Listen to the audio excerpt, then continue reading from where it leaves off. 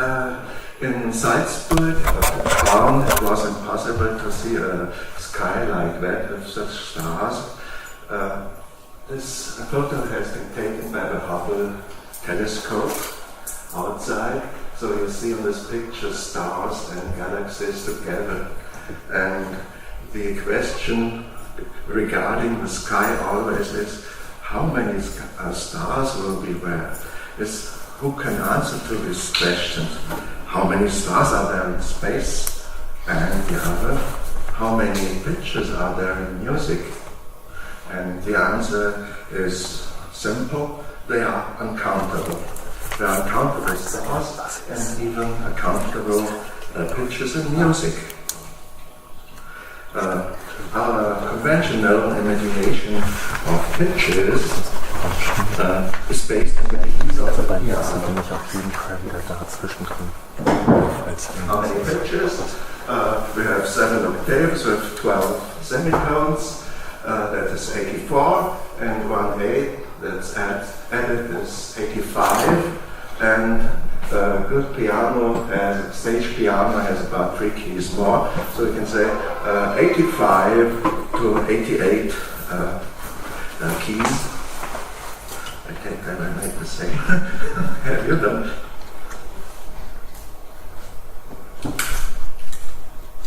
So that's the number of pitches we are accustomed to, as we had learned in university and schools.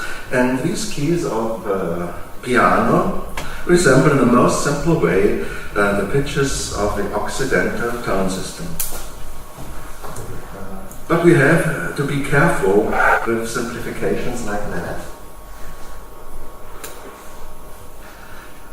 Every violinist, cello player, and viola player, double bass player will know that there are many other tones on the string of his instrument and her instrument, and that precise tuning depends more on hearing and intonation than on finding the right point on the string, where the pitch correlates exactly to the pitch of the equal temperament. So the music practice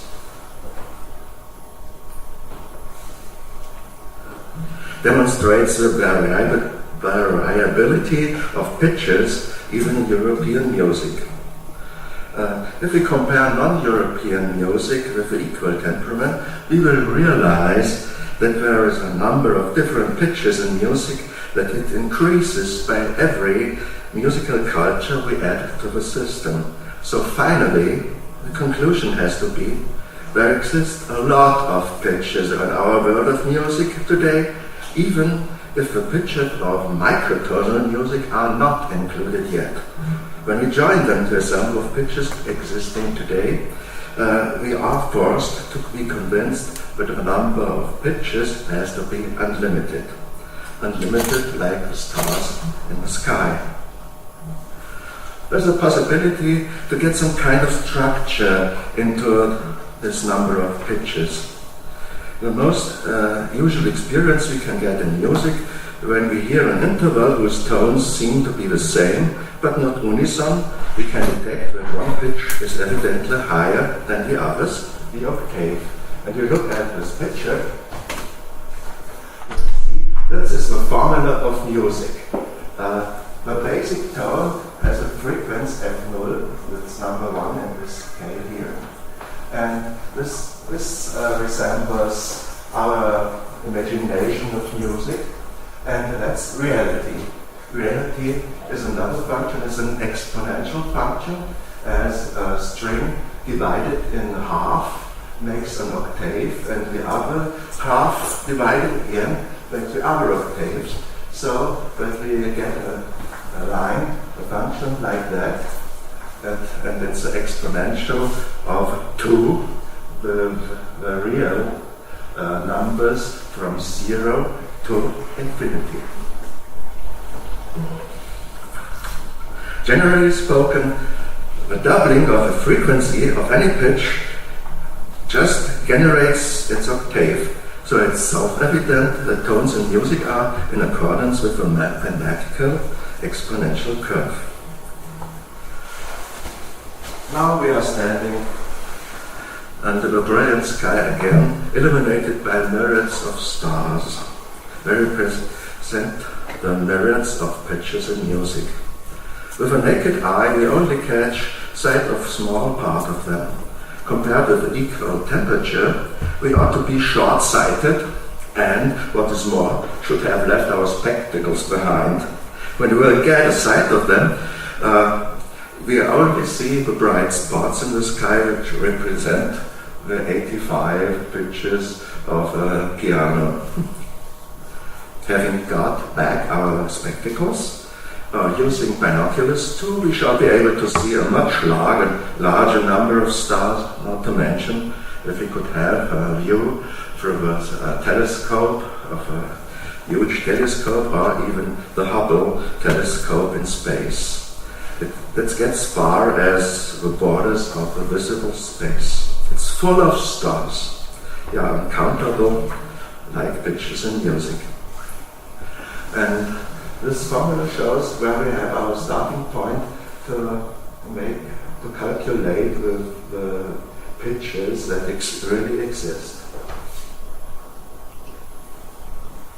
That's our stars again.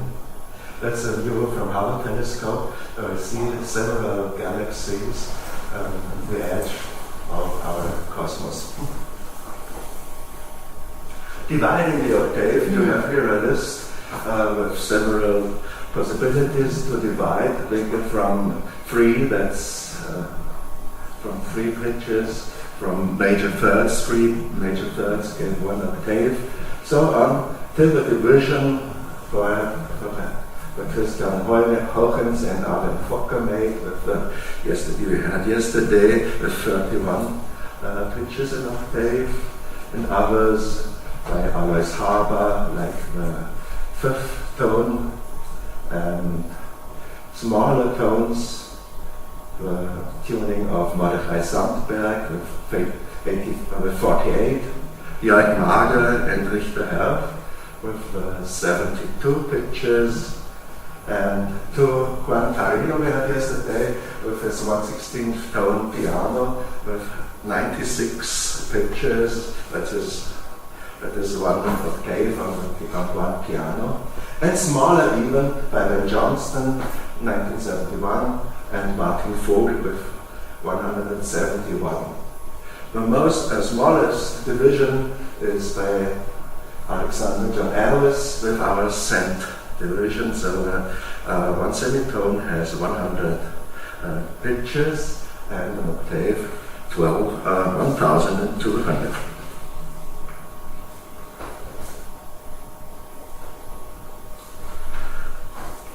There are 2 methods to divide the arithmetic divisions we saw already, and history tells of many attempts of dividing the octave, but we have to consider it with care. It never had been the aim of the theorists to construct a tuning system with absolutely equal steps. In contrary, they intended to build a tuning systems whose pitches should converge as much as possible to the harmonic intervals that never appear by dividing the octave in equal steps. The second is the harmonic divisions. And since the beginning of practicing music, use intervals based on the harmonic division. It is not surprising that the first important intervals had been discovered in the 5th and the 4th. That's the first division of the octave to 3:2 and 4:1 ratios. 4th and 5th had built the basis of the ancient Greek music, you see here. So that 2 fourths, the left and the right, with the tetrachord with 1 whole tone in the middle. And then to regard the other intonations, just intonations that's similar to the Horatiu piano's tuning, has the same figure with 2 fourths and in the middle with the whole tone, and that is even the same in all other kinds of music in the world, like in Arabian music, in Hakan with Rust, for example, it has a division like that, and even the Slendro of Java, Indonesia, with its 5 pitches and an octave, has the same structure as the Greek tetraclad and our music. I can believe that this division of octave in 3/4 and 1 whole tone is the basic structure of music all in the world. And it's no wonder for our ears are the same of Africa or South America, and all human ears are the same, so our hearing will be similar, very similar, and we're only accustomed to the music system we grow.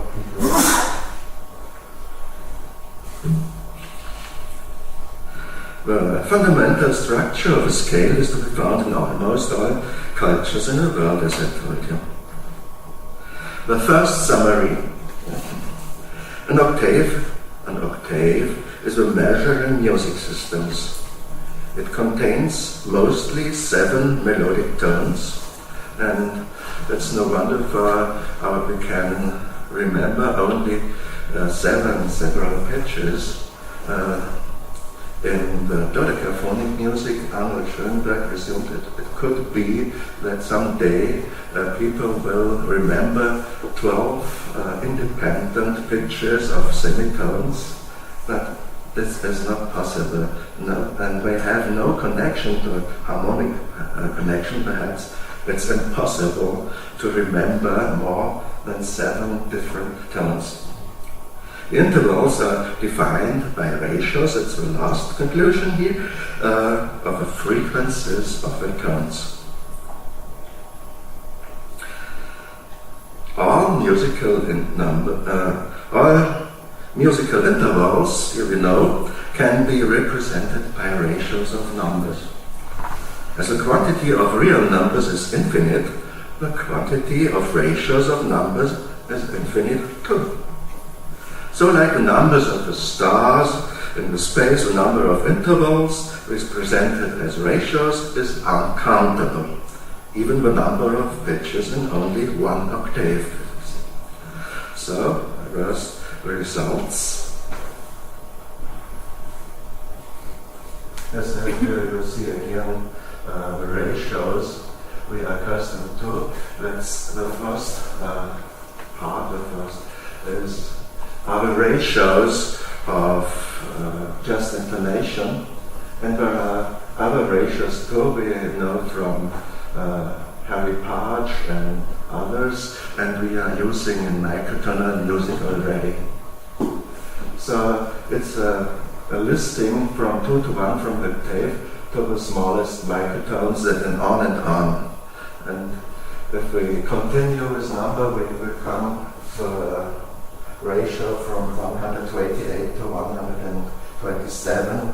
That will be the smallest pitch or the smallest tone we can differ from our small pitches. So, next summary.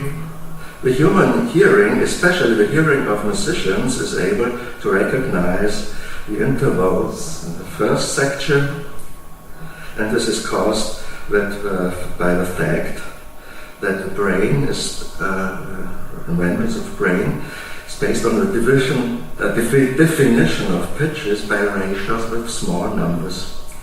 They have to build an interval, otherwise it will be impossible to define one sinus tone, for example, for itself. There has to be a combination of overtones too, so that ratios of overtones can appear. One tone produced by an instrument naturally consists of several overtones. Gerhard Lange, a professor at Technical University of Darmstadt,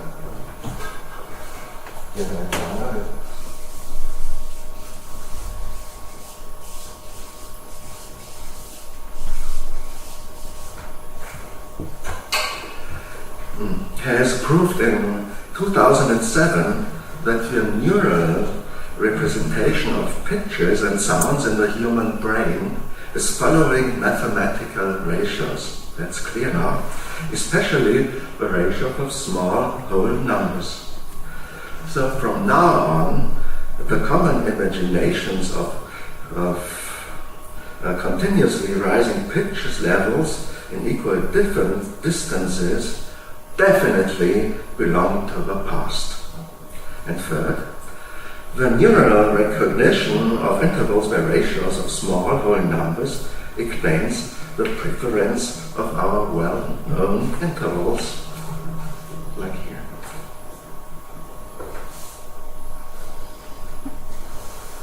If we compare, that's another picture, the equal temperament with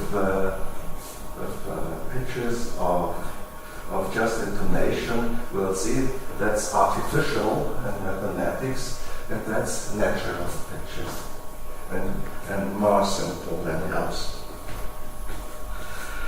Such a list of ratios is just intonation. Formerly, in the time of Renaissance, musicians were conscious of the disproportions in tuning and tried to solve the problem by dividing the keys of cembalo, we heard yesterday, by Niccolo Vicentino, and so on. And there is no reason anymore why we should use keyboards of the times of the steam engines with 88 keys of the piano in our time today, in the era of high technology. Next, the division of the semitone.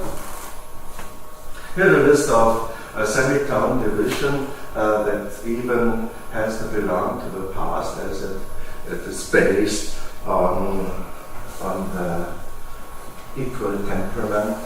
And so you see, there have been all they tried to divide in most parts, like the last of Quartet with 69 pitches and 1/16 tone. And there exist, as I know, two instruments by Piano Saute. The one is at the high school in Bern in Switzerland, and Sander, you have one at Harlem too, such an instrument with 69 pitches. In Amsterdam. In Amsterdam, right? In het Concertgebouw. Muziekgebouw. Muziekgebouw.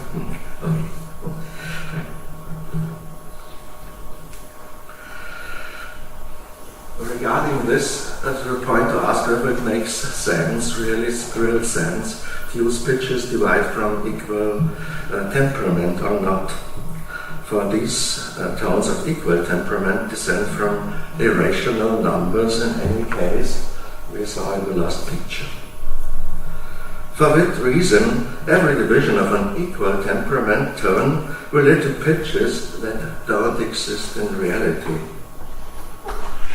When you divide a pitch of our tone systems in an equal temperament, the equal temperament is just a compromise we did to come to play the piano in the way we do.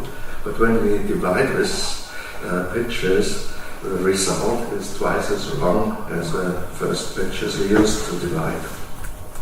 Further on, such divisions led to a multitude of scales and systems deriving from the equal temperament can only exist for themselves without any connection to other scales and without toleration of other pitches. On this assumption that equal division will not lead to sensible results, and equal divisions seem to be the only way to find a systematic order in the universe of tones and microtones. The diatonic scale of just intonation shows a collection of ratios with less or more small numbers. We have seen already. And the just intonation scale, and the chromatic scale, you can see has not only one fundamental tone, but several tones So like the minor third belongs to the fundamental tone A flat, so for example, and even for the small minor 6, 8 to 5 is even the same basis of A flat.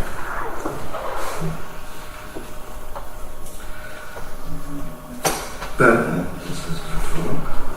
the same applies to the system of heritage.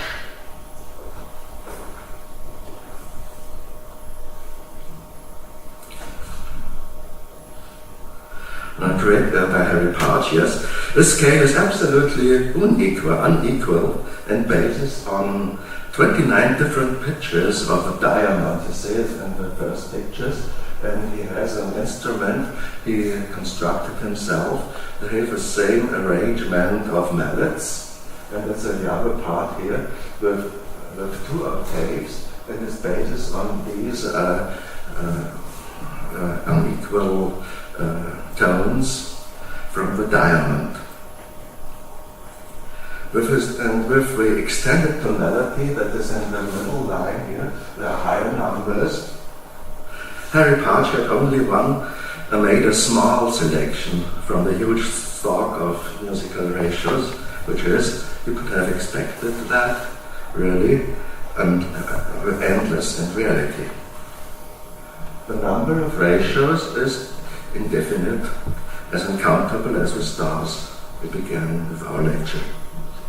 But how to handle now such an inconceivable, huge pile of pitches symbolized by ratios of number?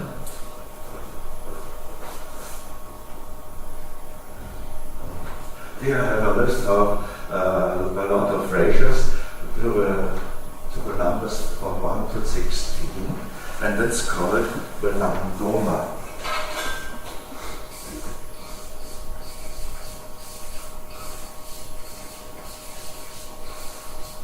It's an invention that had been made 2,000 years ago.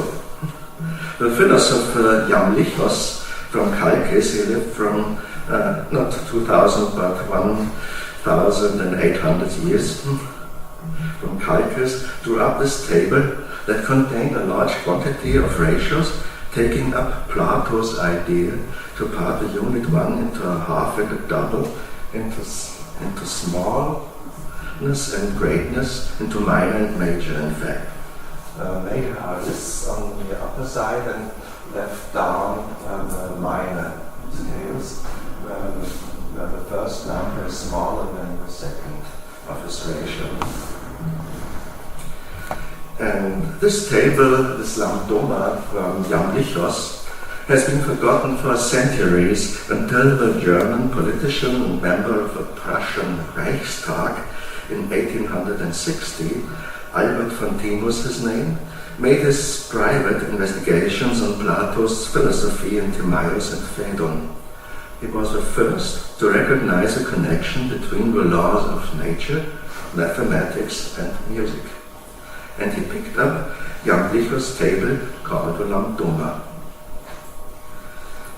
They represent musical pitches. And even you can say that the left side of the right side here contains the scale numbers of overtones and the left side of undertones.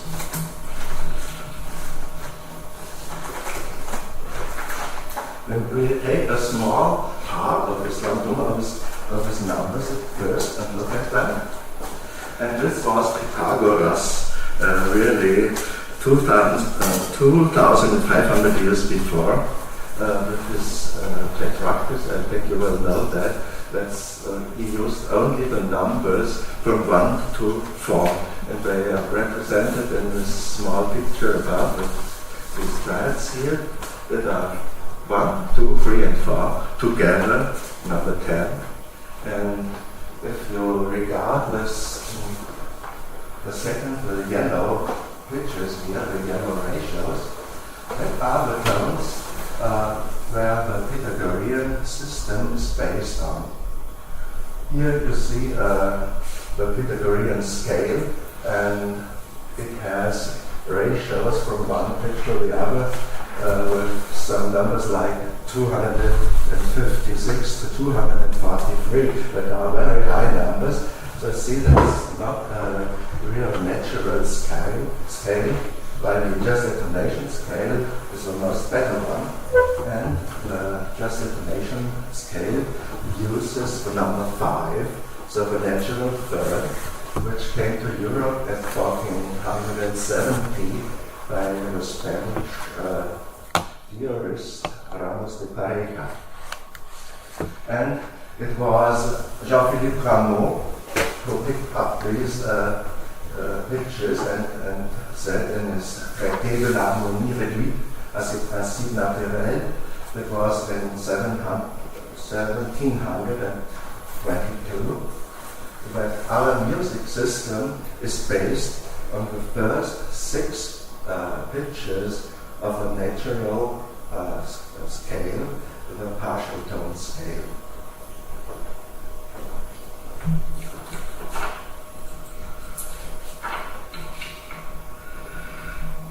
And when I told you that this was a Spanish theorist, you brought the natural third with the ratio 5 to 4 to Europe, to Western Europe.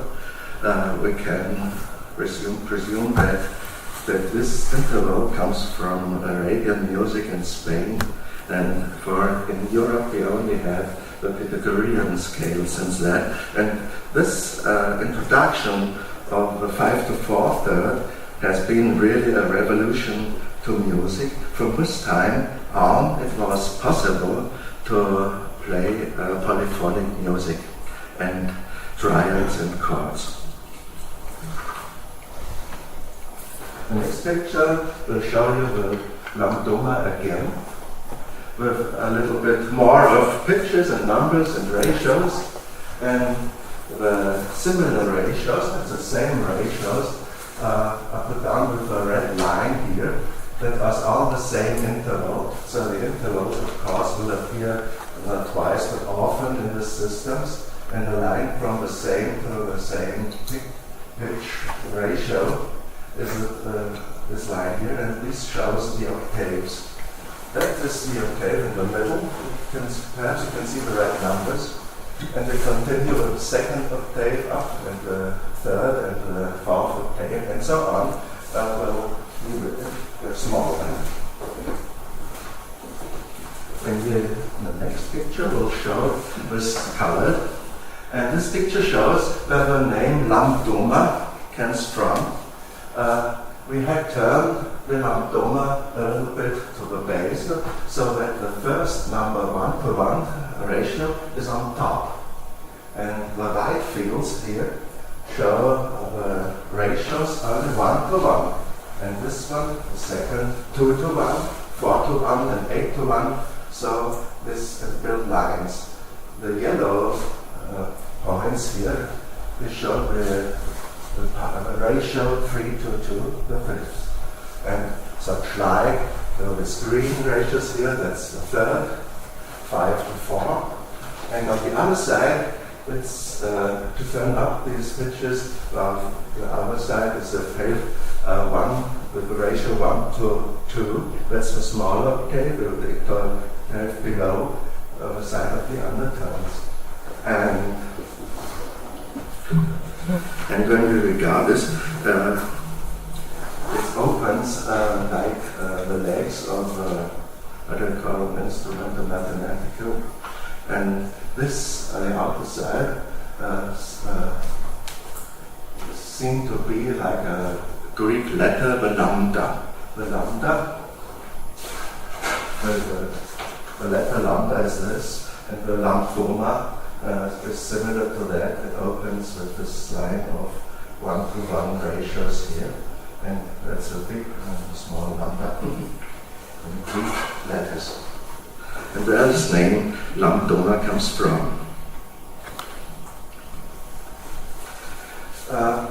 In German, we call these lines of similar pitches, 1-to-1, 2-to-1, Gleichtonlinien, and I expected what could I do, how could I translate this, and we will name similar pitch lines, not an SPL.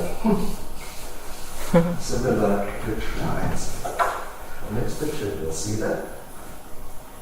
These are the similar pitch lines SPL, and you see that only the ratios with small numbers are printed here, and you see the octaves in red and green and blue, so they are smaller than, but the pitch lines appear in the same arrangement.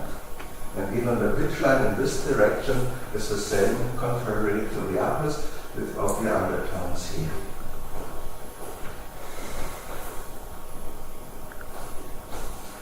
And what's interesting, when you pick up a monochord, besides that, you can make Vidam-Doma audible, for the division here shows just the division of the string of an instrument. So the first octave, the basic tone is here, the first octave in the middle, and the second octave in the half of the other part, just in the middle two, and so on.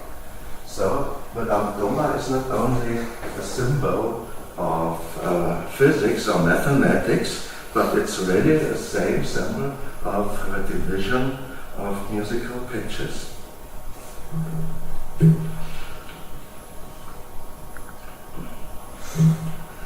So next picture. When we look at this from a distance, where the SPL lines, or similar pitch lines, will have an appearance like that. You see, in the middle, that's the division of the first octave. And what's interesting to notice in these pictures, there are three spaces, and from afar you will see its density, and otherwise the space around the ratio with small numbers is free of any other ratio.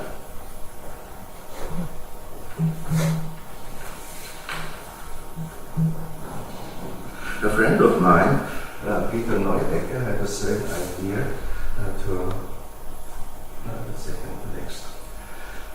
and has made a picture here where you see all the ratios of one octave beginning with 1 to 1 here, and the ratio 2 to 1 on this end. It's not on.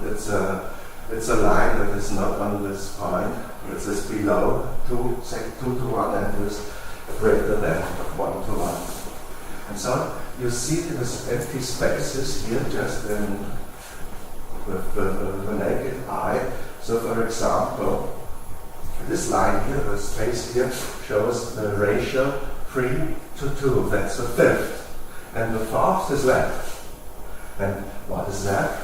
That's really the ratio 7 to 5 that does not belong to our tone system, but in physics and mathematics, abstract painting here, you see that there are real tones that can be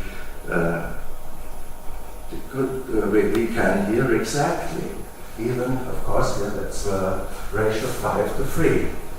The small numbers of ratios all make such lines with the space without any ratios around them. So it's possible, as Gerhard Lander made in his work, could explain that our hearing of pitch of tones and intervals is based on a mathematical ratio with small numbers. And this the spaces around these points is not only on this picture here, we find it again in nature. It's like planets appearance with a surface around. This photo has been taken by Voyager during eclipse of Saturn and Sun, so that the planet and his system, ring system, are illuminated from the back side. Regarding here, the surplus of the rings of Saturn, we will see empty spaces like that. That could be really a part of a picture we saw before that Peter Neubecker will show the ratios of music. It's just the same phenomenon. And there are two ratios with small numbers in the sky too. In the next pictures we see the 4 inner moons of Jupiter, and they have on their orbits around the planet they have different velocities. So the first, when the first moon Ganymede this year has finished his orbit around Jupiter one time, the next moon Europa has only passed half of it, and the next Io 1/2 of this time, so that the ratios are 4 to 2 to 1. The octaves, really the octaves, as they are in our music systems, and the moons of Jupiter and such phenomena are in the asteroid belt and the Kuiper belt, with the planets, the relations from planets like Pluto to Neptune are the same. They are a ratio of 3 to 2, and even the ratio 7 to 4 exists in the asteroid belt. Back to the Neubeckers. Drawing again, I have picked up here the ratios. Perhaps we have no time to explain it now, but if you're interested, I can send you the whole lecture and all the pictures. So when we can take a lot of time here, perhaps we'll see this is the 7th 5, and that's the 5th and the 4th, and other all pictures belonging to microtonal systems.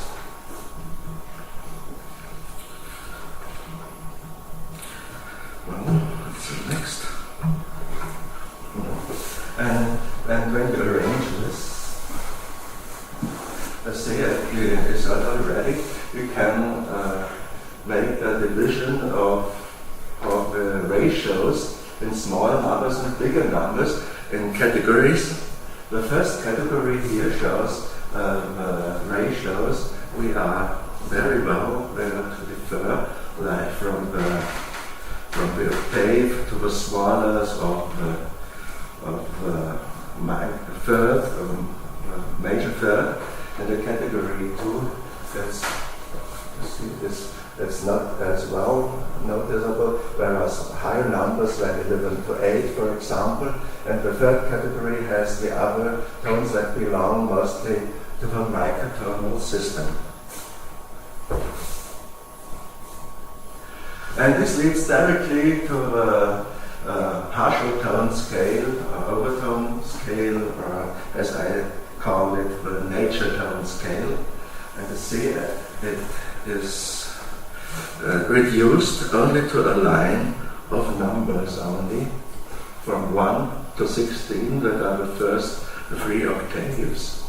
And the system itself looks like that.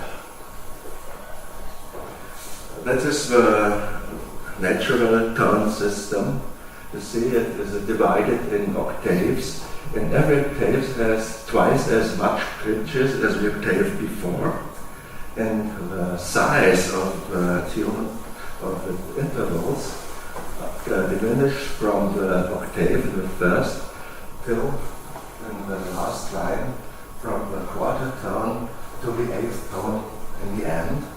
And we can add another octave too that has already 64 pitches in line, from the 1/8 tone to 1/16 tone, as a piano in Amsterdam consists.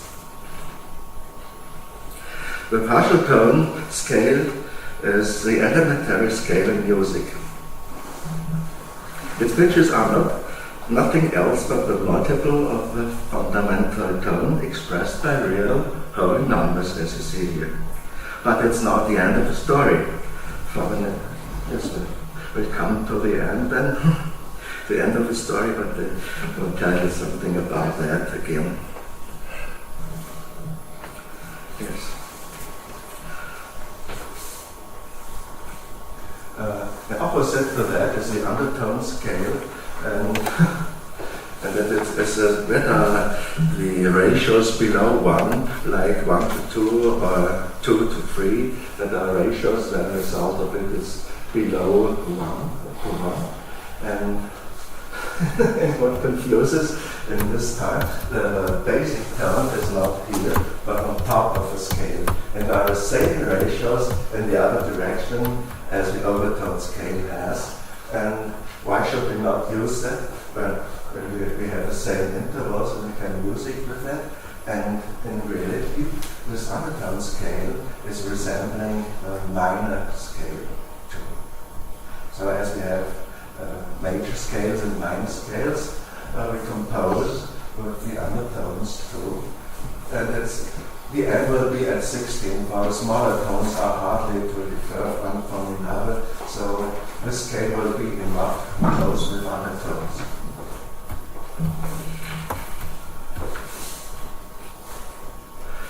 Now, and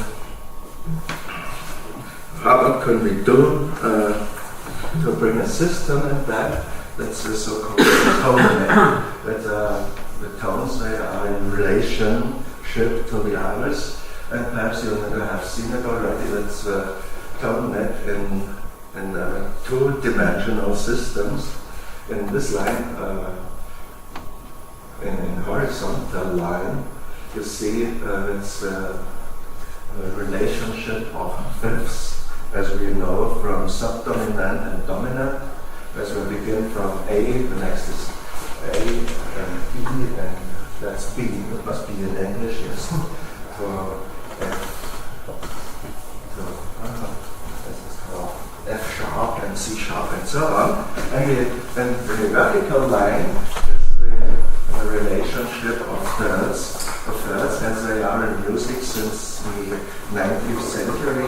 Beethoven, who was the first user in the Waldstein Sonate, where instead of dominant comes median from C major to E major and not to G.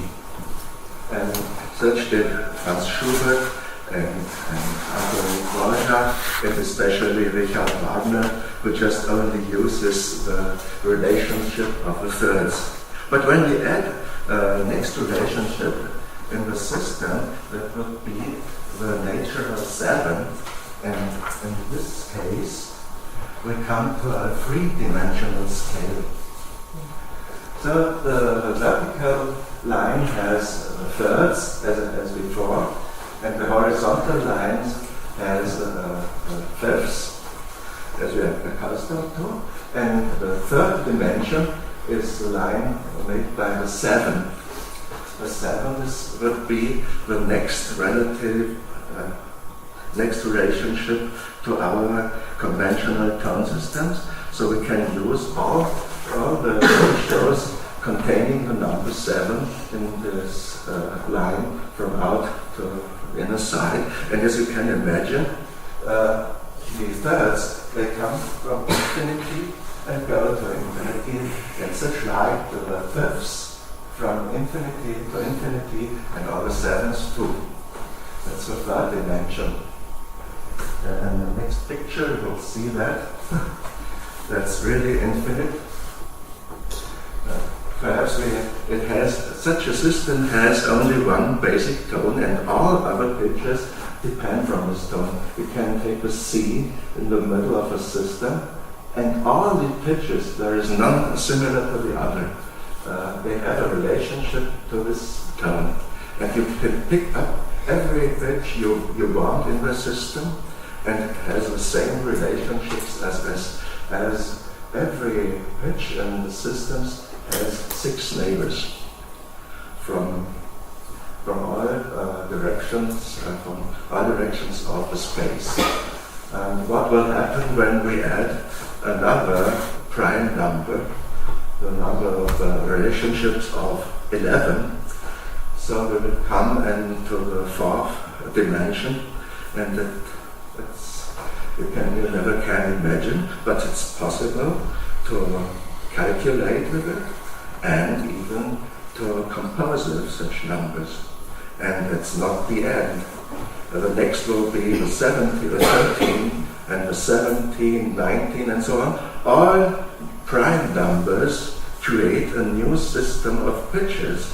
And as there are in mathematics, we can take the base that the number of prime numbers is even unlimited. So there exists unlimited dimensions of systems in music. We can only imagine 3 of them, so it could be a system where we can compose. So,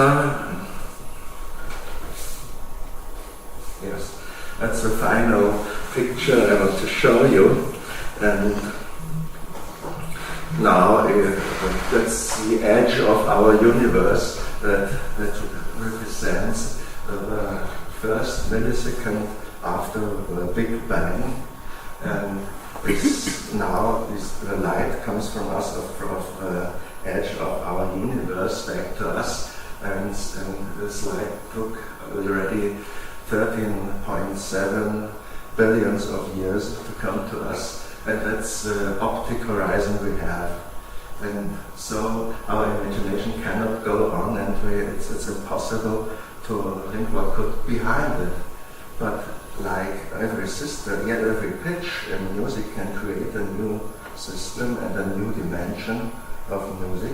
So it's possible that the Big Bangs, we have this basic information for our universe, is not the only Big Bang. Big Bang, there can be many of them, and we cannot notice them as other systems perhaps really existing now in this second, and in the second perhaps another Big Bang can be in another universe, and we cannot notice that. Even the people living in such a system cannot know anything about us and living in this system here. For the present, it will be sufficient to be occupied with a third dimension and conclusion to that we live in, and to use all the possibilities of scales that are based on intervals of physical and mathematical ratios, beginning with the ratios of our tradition and expanding them to a border of the smallest microtones. We can be assured in a university of pitches, there's plenty of them. Thank you for it.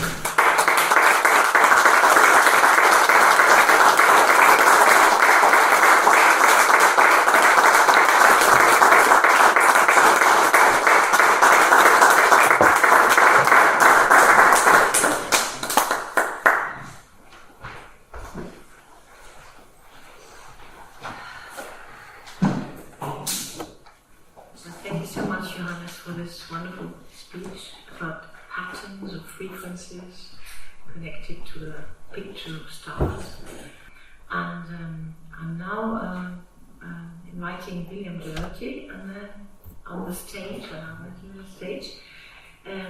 He's an American composer whose works have been performed by ensembles including the New York Philharmonic Orchestre National de Lorraine, the Nemaske Modern Ensemble, the London, and so on. There's many ensembles, including the South Bank Centre in London, where his music was performed.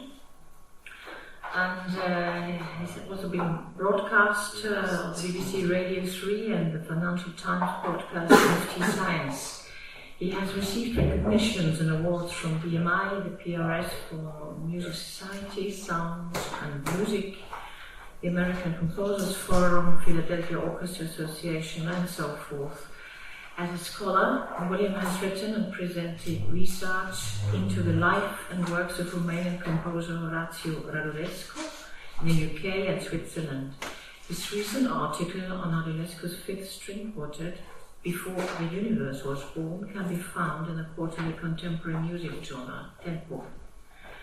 William Dougherty earned his BM degree in composition summa cum laude from Temple University Weyer College of Music and Dance 2010, As a Marshall Scholar, he earned his M.A. in Music in Composition from the Royal College of Music in London in 2012, working with Mark Anthony Turnage and Kenneth Hiskett.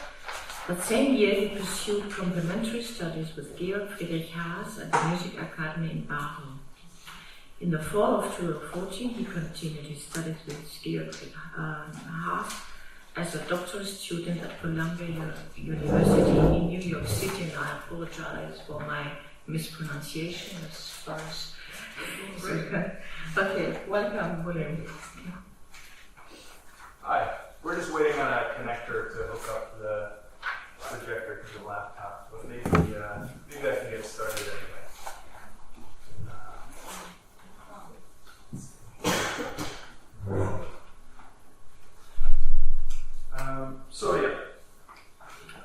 Today I'm going to be talking about Horatiu Radulescu's fifth and penultimate string quartet, Before the Universe Was Born, a work which really beautifully embodies Radulescu's radical compositional approach. The focus of my presentation will be mostly the work's spectral pitch organization, the foundation on which the entire piece is built. But in order to first gain entry into the work's sometimes cryptic exterior, I will precede our discussion of pitch with an overview of the work's notational system. If you're interested in other aspects of the works, including its philosophical underpinnings and a more lengthy description of the colorful extended string techniques that he uses, I point you to my article that Gertrude mentioned next in the UK-based journal Tempo. Or we can talk about it afterwards. Let's see. How are we doing?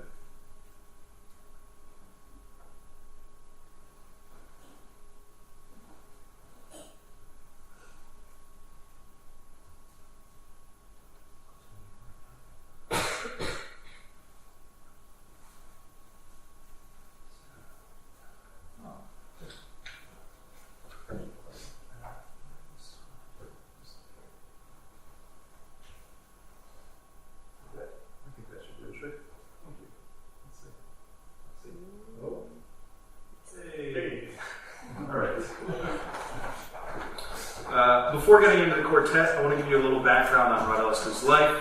As I know, Horatiu Radulescu is not quite a household name, even in specialist microtonal music circles like this one. Radulescu was born in 1942 in Romania, where he completed his formal education in music composition. After graduating from the Bucharest Academy of Music in 1969, Radulescu moved to Paris, where he lived and worked for 15 years.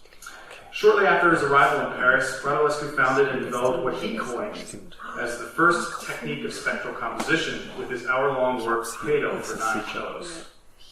I guess it's up to debate who wrote the first spectral piece of music, but Radulescu believed it was he who did. I know Julian Anderson has said that Per Nordgaard's Voyage into the Gold Screen is the first, I think he said, proper work of spectral music, and it's just, I guess it's important to note that it's 1969 and the Spatz Acoustique wasn't composed until 74, 75, so just to put it in context, it's pretty early. Around this time, around 1969, none other than Olivier Messiaen said of Radulescu that he was, quote, one of the most original young musicians of our time, end quote. Despite this high praise from one of France's most revered composers, Radulescu never fully gained acceptance into the French contemporary music scene, even after his untimely death in 2008. Whether this was a result of the all too common Parigio-Franco centricity, or simply the fact that Radulescu had a long list of well-documented eccentricities, is anyone's guess. What's important to emphasize here is that the fact that Radulescu, a composer who contributed vast amounts of technical, theoretical, and artistic innovations, was essentially sidelined and has been since, never gaining a significant amount of recognition, let alone performances, to this day. It's my hope that this research will serve as a first step in bringing Radulescu's revolutionary works into the mainstream of contemporary music discourse, perhaps spurring future investigations into the numinous sound worlds of this important 20th century musical figure. So now let's move into the fifth string quartet. I'd like to play the opening of the quartet for you. The work is 30 minutes long, so unfortunately we can only listen to a small section here. I encourage you all to go home and listen to this quartet in its entirety. Recordings of both the Jack Quartet and the Asa Salo Quartet performing are freely available on YouTube. While the inner workings of the quartet are vastly interesting, and certainly can give us a glimpse into the composer and his thought processes, I want to emphasize that what's most important here is the sound itself. The impact of the sounds, their otherworldliness, the sheer weight and brilliance of this music. In my view, without that, none of what I'm about to talk about would really matter much at all. So let's listen to the opening couple minutes of the fifth string quartet to give you an idea of the sound world we're working in.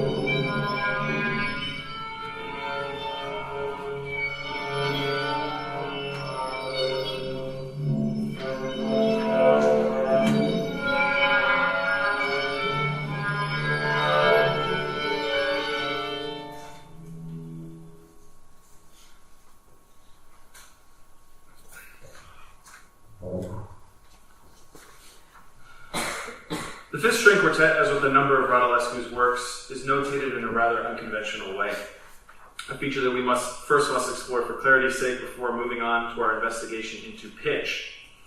Throughout the 30-minute work, Radulescu limited himself to almost exclusively natural harmonics and open strings. That is, he very rarely writes for normally depressed or stopped strings. Radulescu thus employed a tablature notation denoting where on the strings the performer should play. Slower, yes. Okay. Yes, no problem.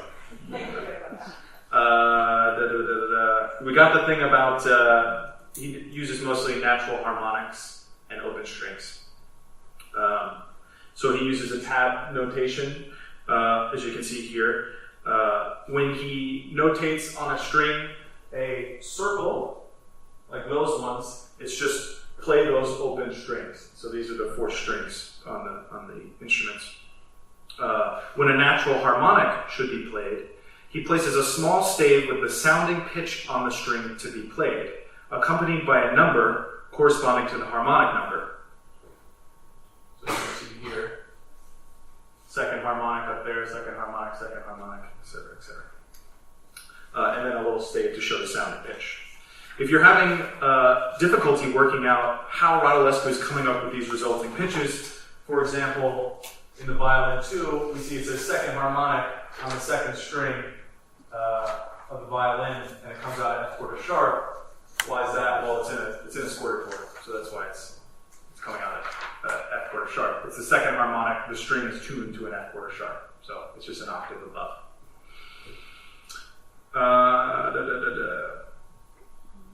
I'll touch upon the spectral scordatura. I'll talk about scordatura in more detail later. In the rare instance of a fingered pitch, and they do appear occasionally, he writes fingering next to the pitch rather than a partial number. So I think I have a slide. Yeah, so he says, you can see it's right. Finger the A on the third string of the cello, finger the F quarter sharp on the second string of the viola. Looking at the page layout, you can see that each page is divided into 4 15-second segments, adding up to 1 minute. The duration of each event is then determined by exactly where each note lies in relation to the time indication at the top of each page.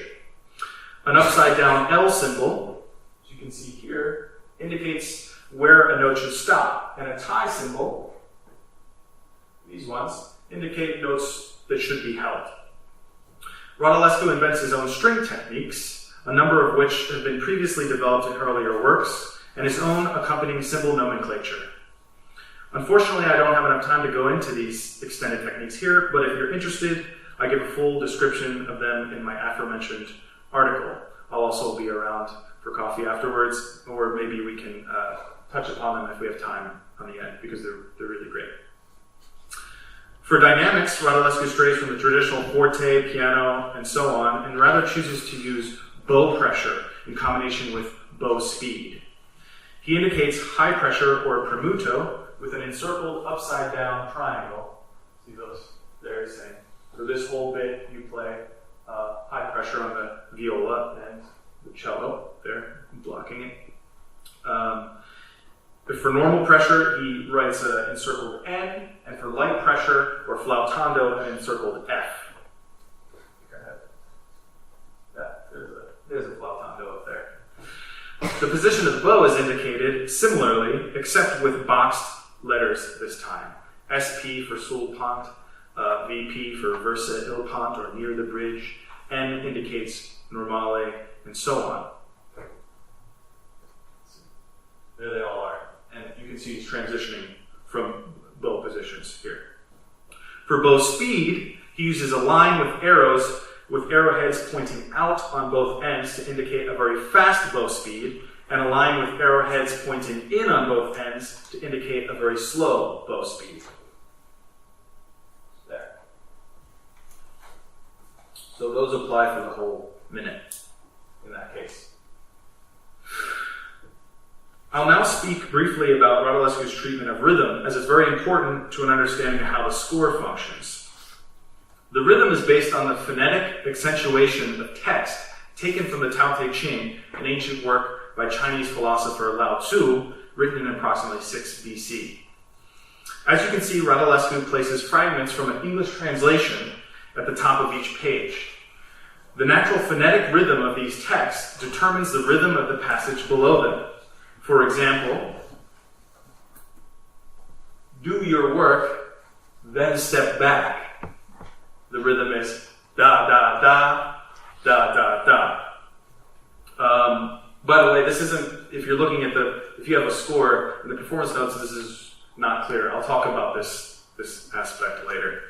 And you can see the reason that it's kind of hard to detect this unless someone tells it to you, but he even writes with these down bow indications, he starts to write the rhythm, but then he trails off with an ellipsis. And the reason for that, the reason he doesn't write it out completely in this case is because while the performer begins playing the phonetic rhythm in sync with each other, they are then instructed to gradually, poco a poco, play rhythmically independent of each other. That's because when this symbol is indicated, the up kind of vertical line there in a box, that means to play the phonetic rhythm of the text above in sync with the players that also have that symbol. And when this symbol is indicated with a diagonal line in a box, play the text above out of sync with the other players with the same symbol. Okay, so let's listen to this.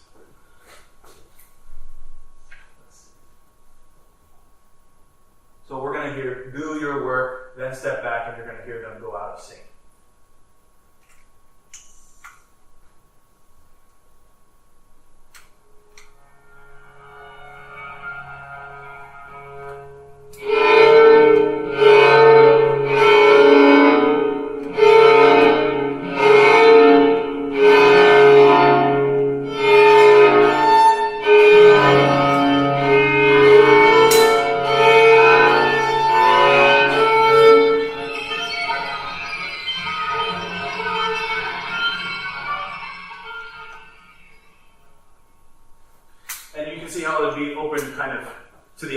To choose how do we want do your work, then step back to sound. You have 15 seconds to gradually go out of sync, but you can go as emphatic as you want or as weighted as you want. And so that each interpretation is quite new. So Radulescu's non-traditional approach to rhythm, dynamics, bow speed, bow position, bow pressure, although a bit difficult to grasp at first, encourages performers to think differently when playing his music, ensuring a fresh interpretation that is free of preconceived parameters of traditional playing technique. I'd like to make a side note now regarding the notation. I find Radulescu's widely varying degrees of notational precision really remarkable. While he often demands the performer to play specific natural harmonics in the extremely high registers, at one point requiring the 30-second harmonic on a cello. Good luck to anyone finding the 30-second harmonic on a cello. He also permits a great deal of freedom with rhythm and his extended techniques, some of which require performers to perform, for example, and I quote from his performance directions, 2 very high but simultaneous melodies on natural harmonics. Very broad.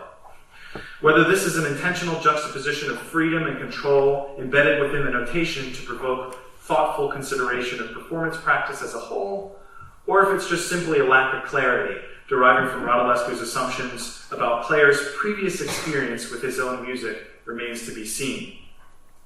I'd like to mention here that in the performance notes, he writes next to the double stop harmonics. There's a technique he writes in the performance notes about with double stopped natural harmonics, and this is what he writes: 2 high but simultaneous melodies of natural harmonics, C patterns in Das Andere, Opus 49.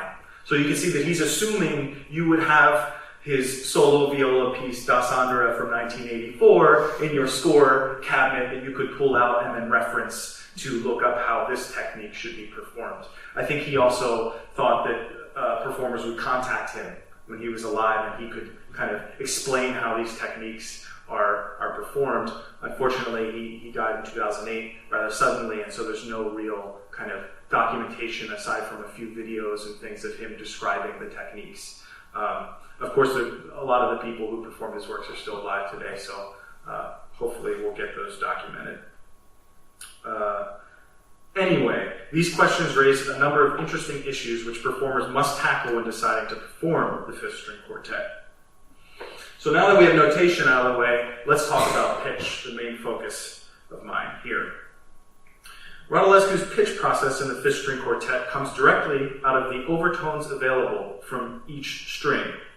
There's of course 16 strings in all in a string quartet. Each instrument has 4, tuned in a spectrally based scordatura. Let's first take a look at the scordatura. Oh, that is not the scordatura. This is the scordatura. you can see, Radulescu chooses pitches exclusively based on 6 low fundamentals out of the range of the string quartet, each a fifth apart from the next. We have C, G, D, A, E, and B. Under each open string, he writes the partial number that the pitch corresponds to and its accompanying fundamental, sometimes noting more than one corresponding partial number. So for example, if we look at violin 1, we have a G sharp on the second string, and this is the 5th partial in a spectrum based on a low E2 fundamental. That's E 2 octaves below middle C. At the same time, this pitch serves as the 15th partial of a spectrum based on low A0, the lowest A on an 88 key piano. Let's see. Yeah, there you go. That's pretty straightforward. Take notice that there's a bit of an inconsistency here, though. Radulescu writes that the slightly lower G sharp can either be 13.69 cents flat, the exact just tuning of the 5th partial on E2 in relation to 12-tone equal temperament, or 11.73 cents flat, the exact tuning of the 15th partial on A0, again in relation to equal temperament, 12-tone equal temperament. This shows one of the theoretical jumps with this work. Radulescu bases his whole process of pitch development on creating perfect, justly tuned relations between the open strings and their overtones, but then uses approximations like this. And we all know, especially in this room, that in just intonation, the 15th partial of A0 and the 5th partial of E2 are not equal. They're not the same pitch. While this is certainly a theoretical incongruity, in terms of actual perceptible sound, the difference between the 2 G sharps is only 1.96 cents, well within the generally agreed upon just noticeable difference of 5 cents. And we know what just noticeable difference is, pretty much. Nope. Okay, just noticeable difference in psychoacoustics is the amount with which a pitch needs to be changed in order to perceive it as a different pitch. So we kind of agree that it's 5 cents, generally. For a person to hear more than half the time, that is a different pitch from that one. We must also consider the impurities and pitch fluctuations in natural string sounds, reminding ourselves that we're not dealing with pure sine tones here anyway. Because our violins, violas, and cellos have strings with varying degrees of thickness, the theoretical ideal frequencies of natural harmonics are never reproduced exactly in practice. So there's a certain degree of imprecision already built in. So maybe we don't need to worry about this G sharp thing. Taking a closer look at the scordatura, it's interesting to note that only odd partials are used. As we know from the study of acoustics, the square wave, which is closely tied to the sound of the clarinet, also only contains odd partials. Why then would Radulescu use only odd partials in the scordatura? I don't know. I'm not sure. It remains unclear. But perhaps he wanted to draw a connection between the hollow sound of a clarinet and the sound of the string quartet.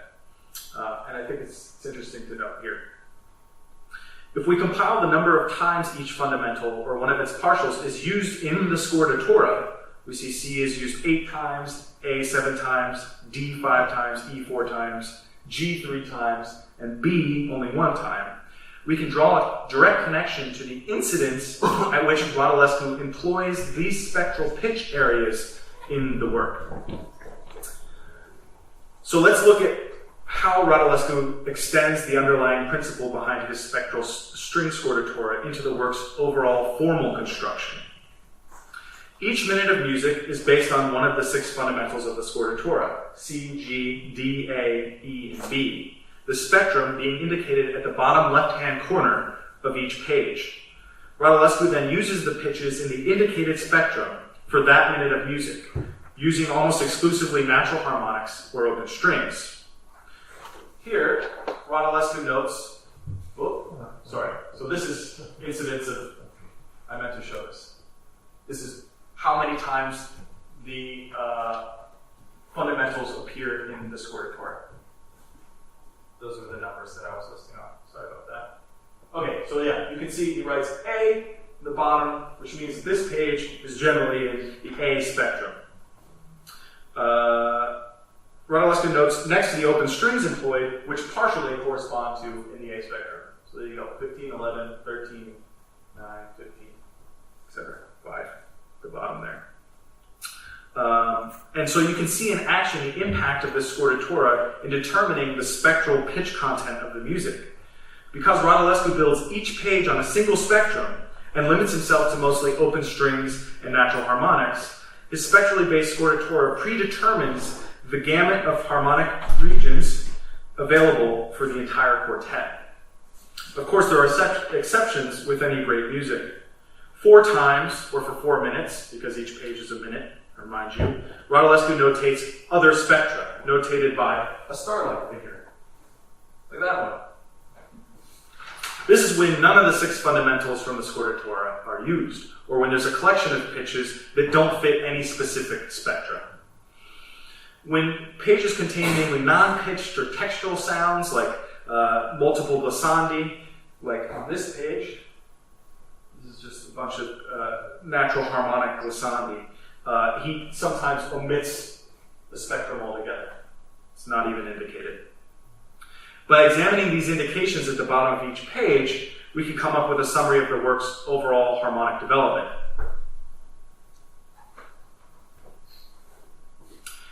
Every single page differs in its spectral pitch content. Radulescu not once remains in one defined harmonic area for over a minute. This suggests that Radulescu's sense of harmonic pacing, in this case, corresponds very closely to the passing of 1 minute. And it's significant to add here that Radulescu's harmonic pacing, if you know any other works, is typically much slower. His Inner Time 2 for 72 clarinets, or his Sensual Sky for chamber ensemble, or Do Emerge Ultimate Silence for 34 children's voices, all are built on a single spectrum.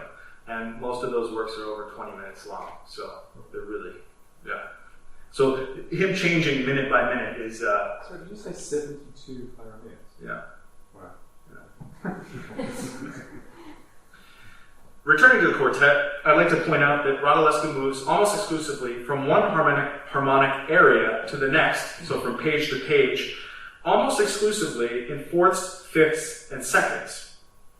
This focus on motion that seems to, for the most part, avoid thirds and sixths, so there are some thirds and sixths up there, you'll see, but for the most part, is telling of Radulescu's process of harmonic development. One may postulate that Radulescu's choice of harmonic motion stems from a desire for similarities in spectral pitch content from 1 minute to the next. As you can see, there's a significant amount of overlap in spectrums a fifth and a fourth apart, while a third apart, there's none. Well, at least in the lower regions. You can go up and I'm sure find some connections. There's also, it's important to note, a surprising amount of pitch correlations in spectrums a second apart, which he also uses quite a bit, above the 7th harmonic. So then, we must ask ourselves, why would Radulescu care to create harmonic motion that moves between spectral pitch areas that share pitches? And personally, I think the answer lies in the fact that there's virtually no discernible formal transitions from minute to minute. In most cases, not only do the pitch centers change, but so does the character of the music. And oftentimes, there's even a bit of space in between each minute of music, which if you follow along with the score, becomes more apparent. There's a new text on each page, and thus there's a new phonetic rhythm for each minute of music.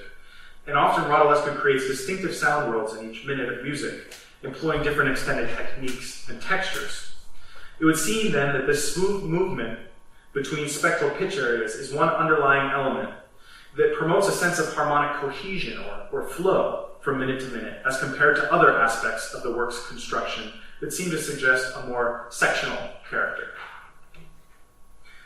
So because the open strings of the scordatura, as I said before, correspond with the partials of the work's pitch center, the pitch centers, Radulescu frequently uses the full, natural, and resonant sound quality of the open strings, giving the quartet its characteristically rich sound. It also creates the perfect situation for Radulescu to implement his quasi-mystical, spectrally based idea of what he calls emanation of immanence. I put it up there because because it's kind of a word game a little bit. This idea is described in his 2003 article, Brain and Sound Resonance, is where a partial of a single fundamental is treated itself as a fundamental for other partials. In other words, emanation of immanence is when the partial of a partial is sounded. So we play an open C on the cello. That corresponds to a partial, let's say in an A-flat region, we could say. And then you play a partial on that C string of the cello, and that is emanation of immanence. You're playing a partial of a partial. And he said that, quote, other harmonic spectra are, as it were, immanent within the partials of a single spectrum. So as I said, each open string in the quartet itself serves as a partial of one of the 6 fundamental spectrums, C, G, D, E, A, and B.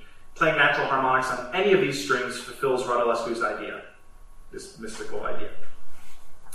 Following the scordatura page of the performance notes, Radulescu inserts 2 pages with each of the 16 strings of the quartet laid out on multiple staffs. He then calculates the partials above each open string, drawing lines between identical partials naturally occurring in more than one string. So this is the kind of big diagram. This is more zoomed in. We see cello. He's just drawing lines in between partials so that he has a plan.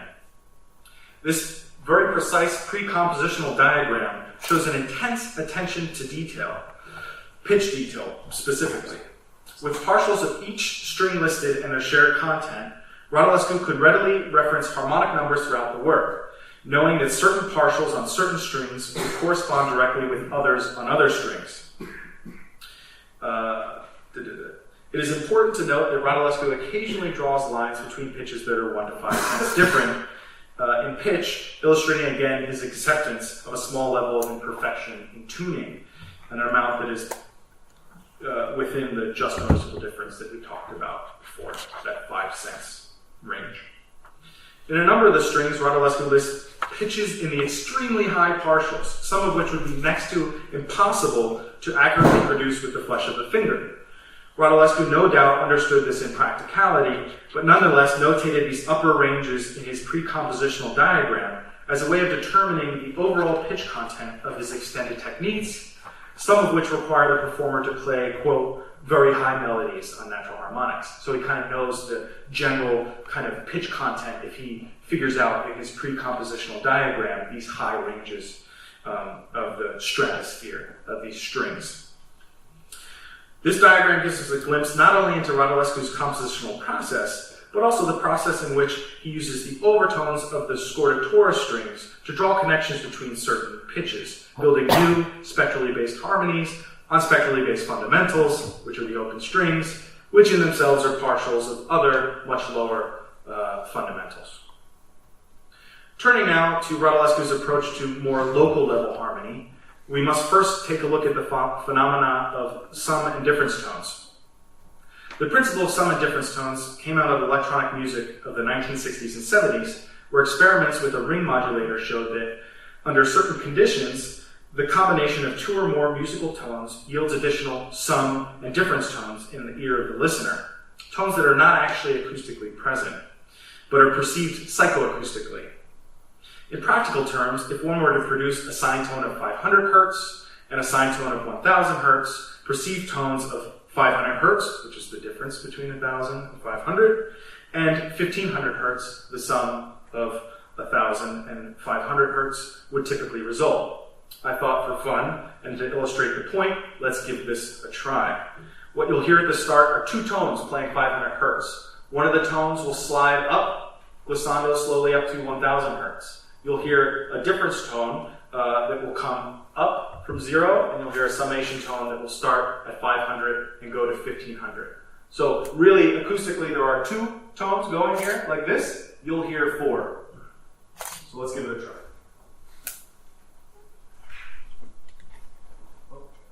All right, let me restart it.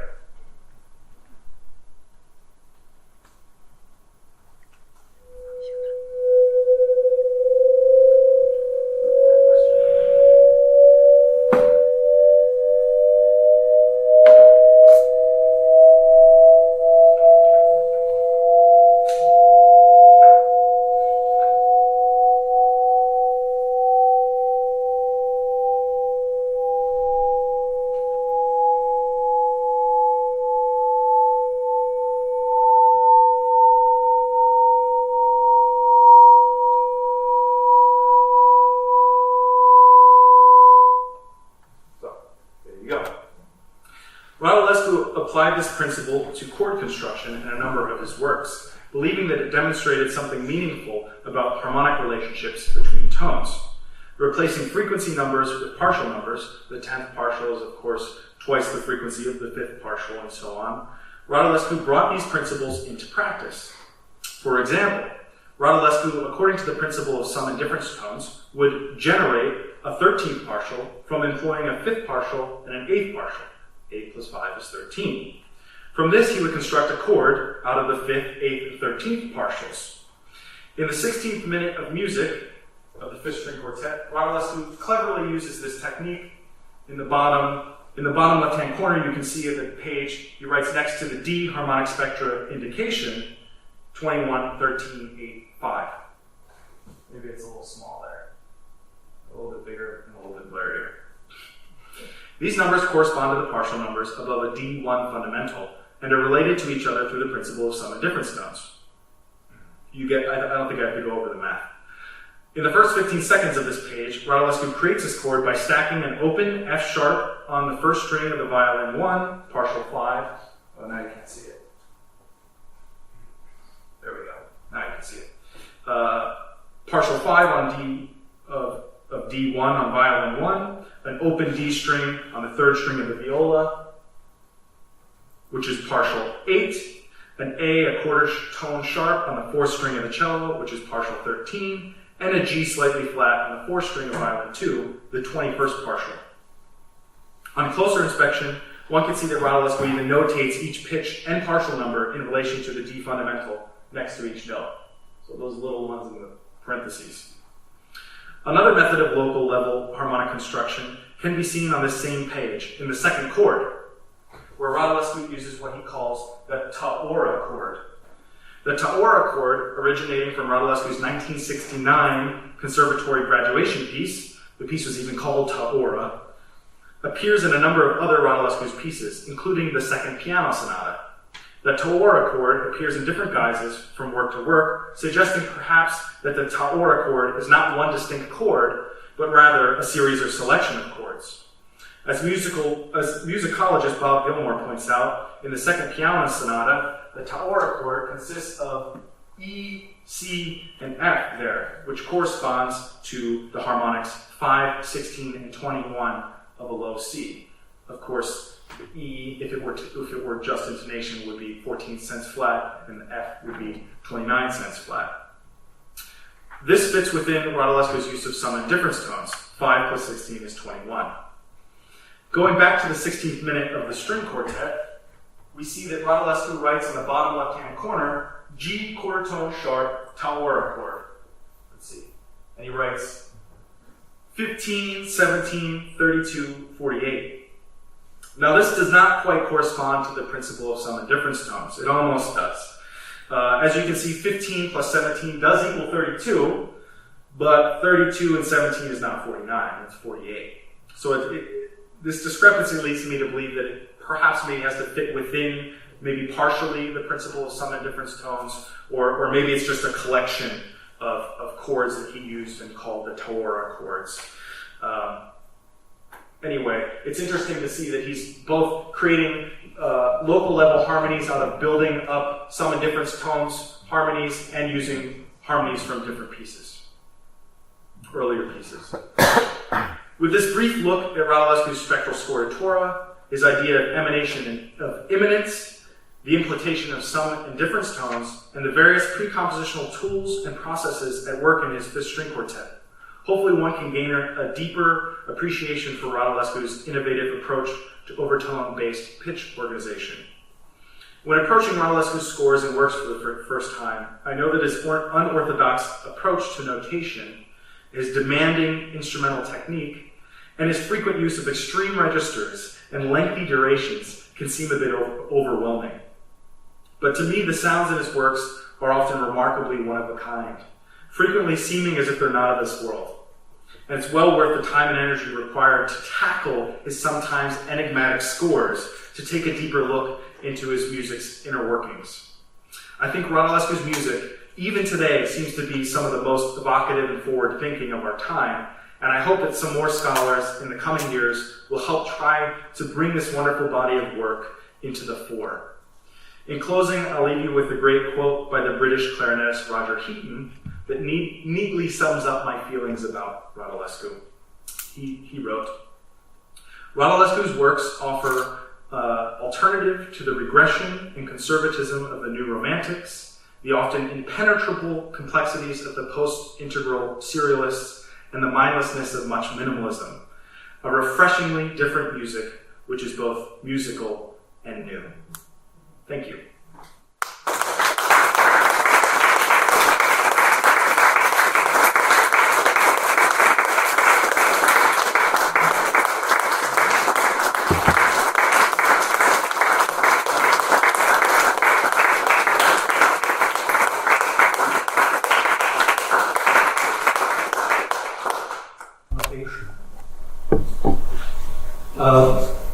This program can be distinguished from usual programs, apart from the fact that it's a free program. It's a free open source project.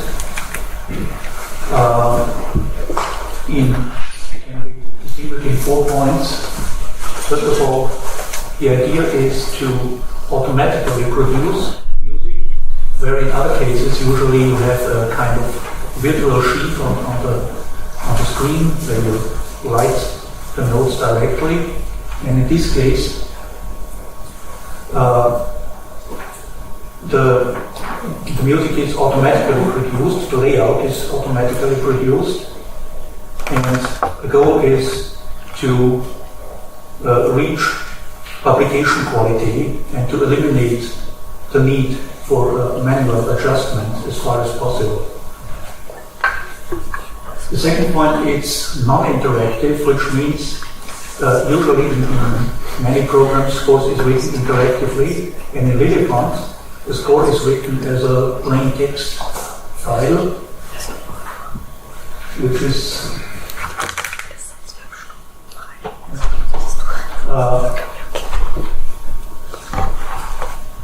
and afterwards the program itself transforms the text into the desired target type. This is usually a PDF file, it can be a graphics format, or even a MIDI output. In this sense, it can be compared to systems, non-systems like Tape, LaTeX, or DOT, which is also a free system available for normal text typesetting or music typesetting. It's also an abstraction. Lilliput is not only a program, it's also a language. It's a markup language used to write score as a text consisting of note names, note values, everything, articulation symbols, etc. In this sense, it can be compared to to Music XML, which is a well-known modern standard for the actions of music notes. But Lilliput is a little bit older. And the aim of this language is the abstract representation of music itself.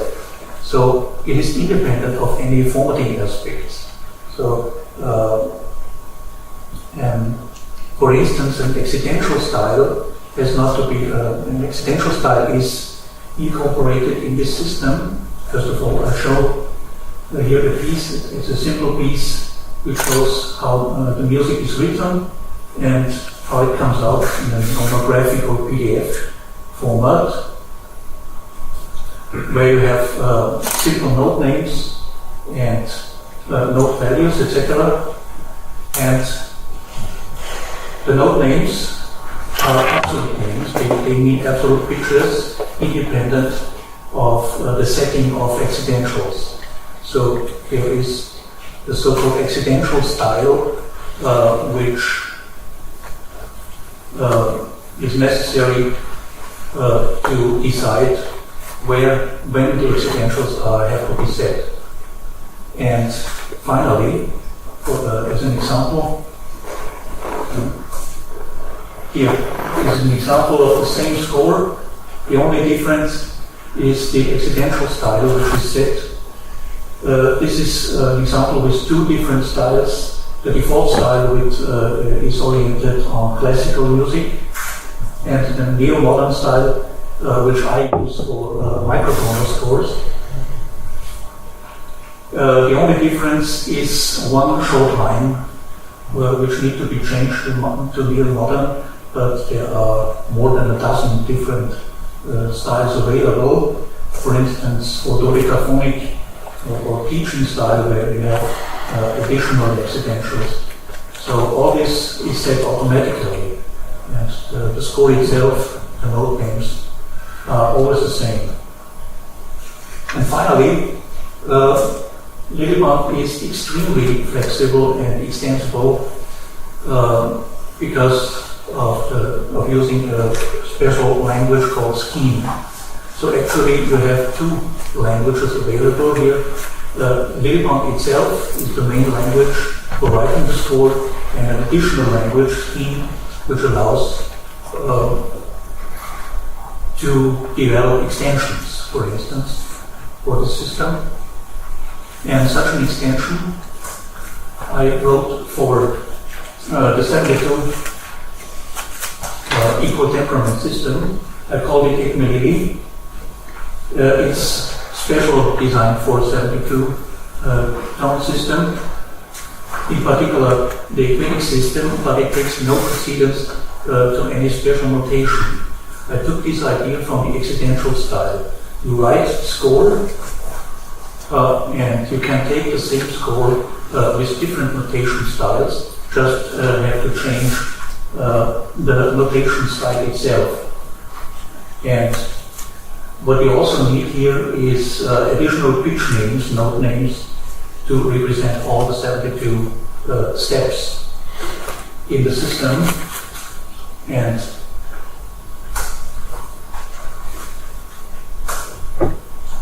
here you can see some of these names. They are partly taken originally from Lilliband itself. Lilliband includes already support for quartet tones. They call it Zech and Zich.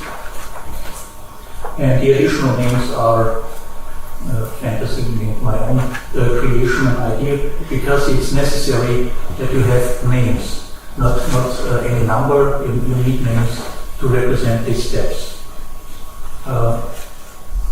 These are the names, and this shows two possible notations which are currently available in this extension.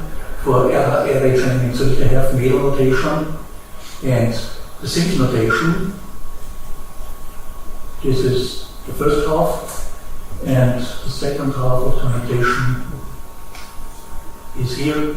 You see, Richter and Sims notation are almost equal, but they use the same symbol, for instance, the arrow, but for different positions, for different pitches.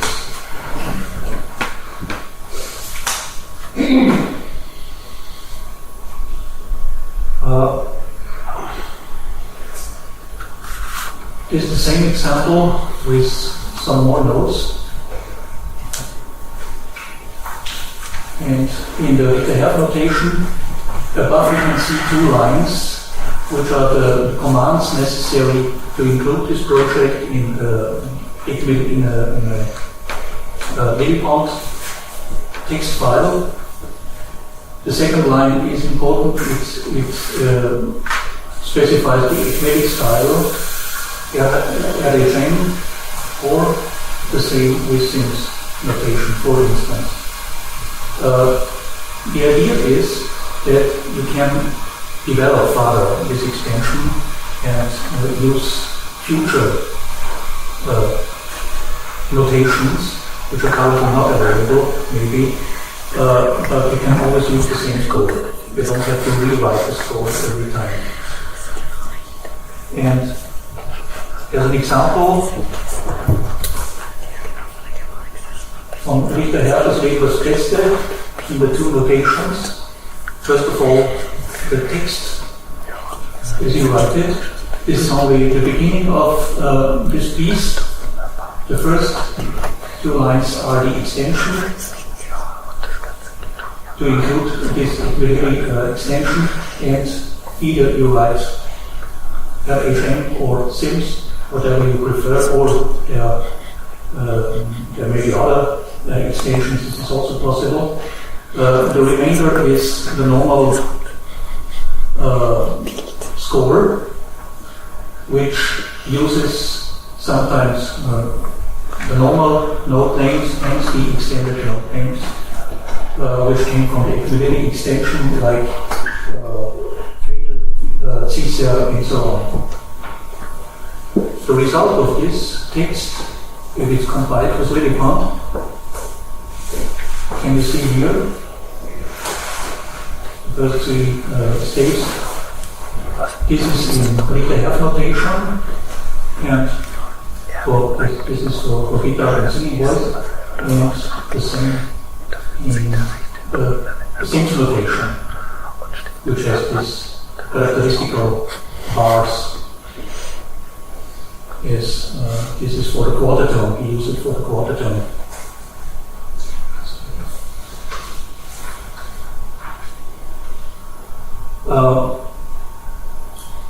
In this extension, there are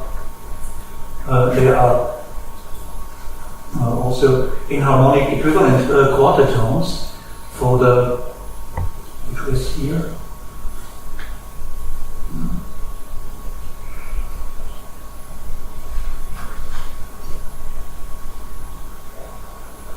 Yes, Zig and Zizek is the same pitch, but in different notations. There are other notations like Sacchetto or the Vishnegradsky notation, which don't have these different notations for the same pitch, as far as I know. But here in Richter Middle and in Sims notation, these are inharmonic equivalent pitches with different names to support both notations. But there's a little bit of a problem if you want to produce a MIDI file from the Lilliput. That's currently not perfectly solved because every note name can be associated with only one pitch, with one value. So I have to use two different, slightly different pitches, which is not a perfect solution, of course, but it's necessary, it's enough for the notation, for the printing out in the PDF format. So,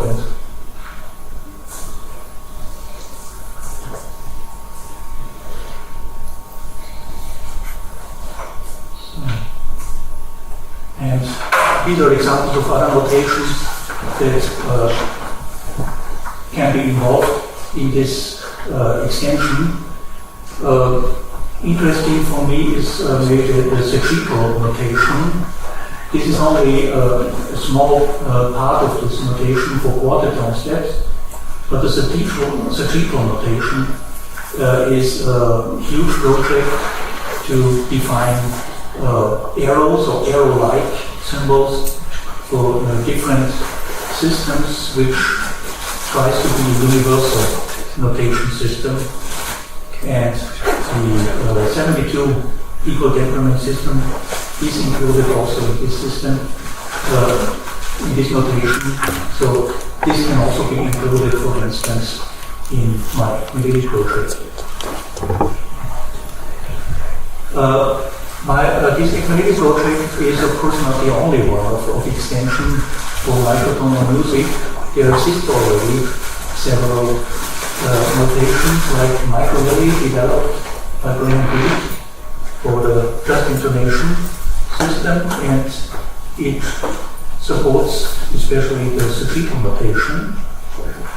Then Helili, which supports the Helmholtz-Elitz notation, and several other extensions for Persian, Makam, Arabic systems. Some of them are already included in the project, in the Lilliput project itself. Others, like the first three, have to be downloaded separately and currently, but they are equal in the usage. For instance, microvilli, this is an example of microvilli. It uses a little bit different approach. It doesn't use different names, but it introduces a command, tune, with a number. So in this form it is possible to use numbers for different pitches, while for note names, as I said, Lilliput only supports note names, so you have to define names in any way. Number is not possible. But if you introduce a command like this, which is relatively simple in Lilliput, you can also specify numbers, proportions, like here, and the result of this short example can be shown here. It uses, as I said, a sequential notation, so different kinds of arrows. And the other extension, for instance, it used the same approach with the command he and a special argument, and below you see the way it is notated. And that's another example of Persian music which uses different note names. It introduces special names like ak, ek, and so on, which are produced with special symbols, note symbols here. And as a last example, this is a short piece of the intonation exercises, which was one of the first pieces I tried to, I wrote with this extension. So it's available in notations as preferred by the musician, for instance. Okay. Thank you very much.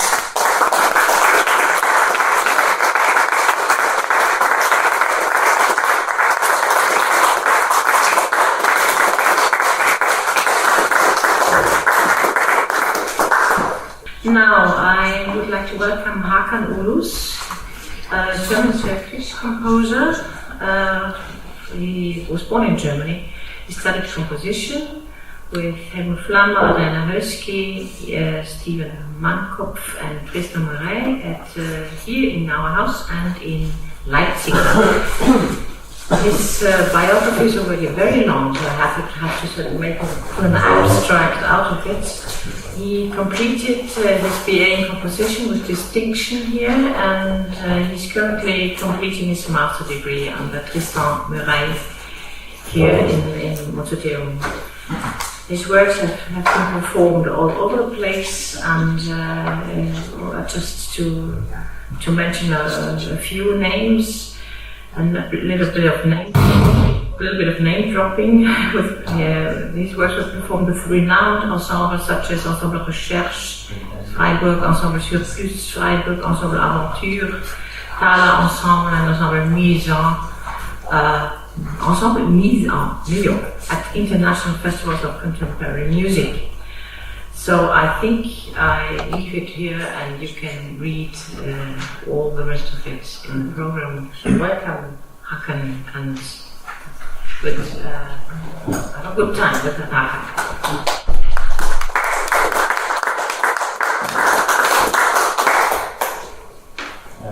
Ja. Das ist so, dass hier zwei Bildschirme sind. Kann man das irgendwie machen, dass das nicht so zwischen muss? Ja. Also was ja.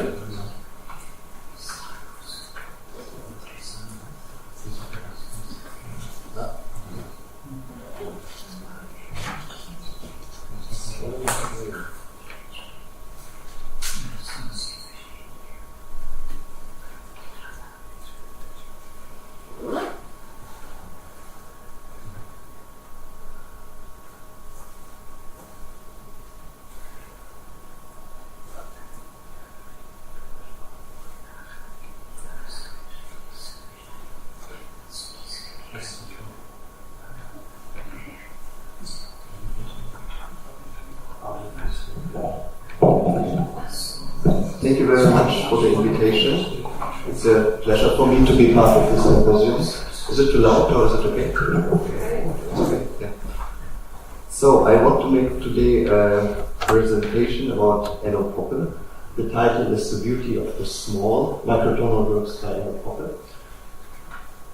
This aspect of small, which is the motto of the symposium, is very important for Enno Poppe because it's not only in the aspect of microtonality, so that we have smaller intervals than we are used to in our education system, but it's also in other, actually in all musical parameters. It's in parameters of rhythm, it's in parameters of form, it's in parameters of, in general structuring, or it's in parameters of thinking about composition, how he uses algorithmic composition. So I want to try to give not only focus on microtonality as such, I want to try to give an overview about the whole working processes of Enno Poppe.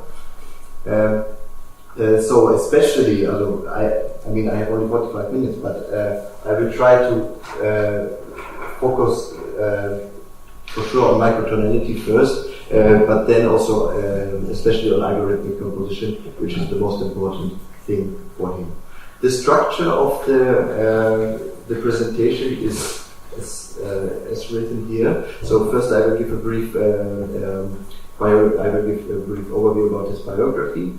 Then I will say a few sentences about the importance of microtonality in art music of the 21st century. Then I come to the main topic of Enno Poppe's works. Here I chose a few different works so that we can have an overview about his whole oeuvre.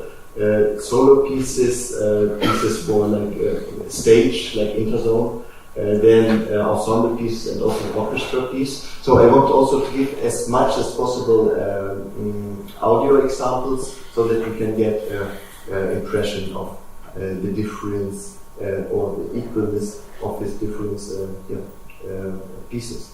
So the last question is then about, it's actually an open question, which I will also say only a few words about, Enno Poppe, personal style or mannerism.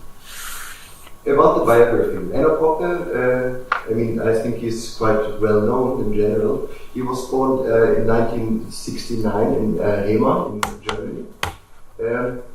And already with 11, 12 years, he was very clear about his future and what he wants to do. He said, I want to be a composer. His father was a music teacher and a math teacher, so he had already a very well connection to the topic from his parents.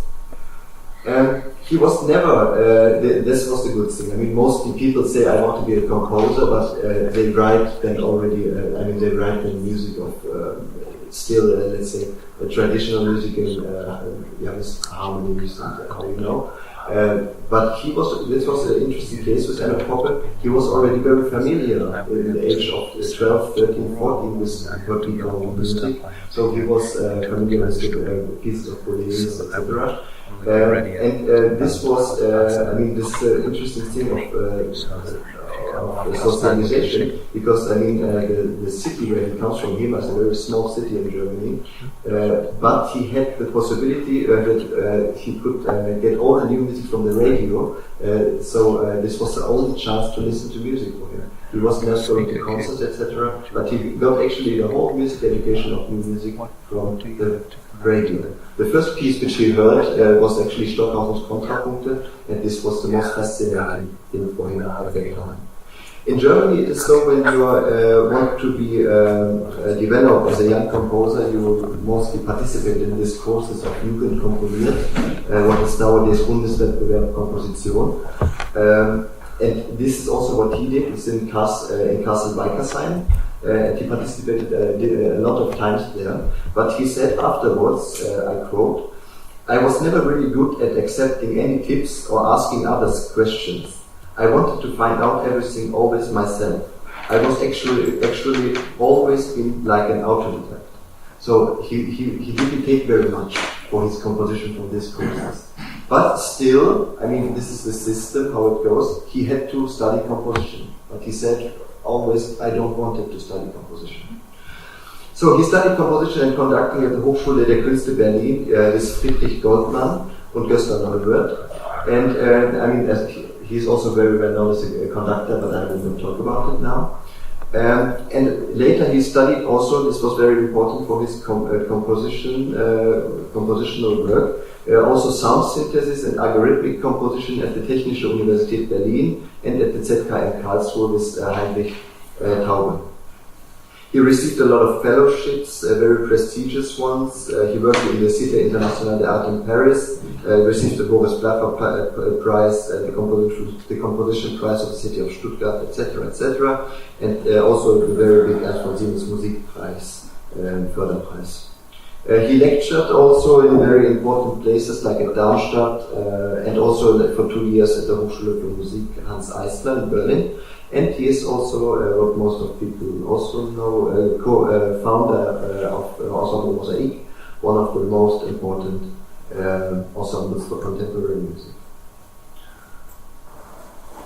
Let's talk about the importance of microtonality in art music. Klaus-Steffen Markov, who is actually, let's say, the most famous person when it comes to terms of music aesthetic discussion, said in a lot of articles that the 21st century is the era of microtonality. So when you look at the general discussions about new music and aesthetics, for example, there's this big series of books. It's called New Music and Aesthetics in the 21st Century of Klaus-Steffen Markov. He is the publisher of it. You see always over already 20, 30 years that this discussion of microtonality never ended. There are so many examples, also in the older generation. I mean, Brian Ferneyhough, how he uses microtonality as, how he says, as a shadow of a normal tone. For example, Dieter Mark, where the microtonality came to him through a biographical aspect, when he had to make a lecture when he was a student with Klaus Huber and Brian Ferneyhough. He had to make a lecture about Indonesian music, and this was so fascinating to him that he was going to Indonesia and this area and lived there for almost 20 years. And this influenced his composition very much. I mean, but this is already an older generation. But the question is now, what is for the youngest generation actually in the 21st century, at the age of, let's say, 25 to 35, 40? When we look at this generation, we can actually say that we don't have to ask the question who is composing microtonal. We have to ask who is not composing microtonal, because actually everybody nowadays is composing microtonal.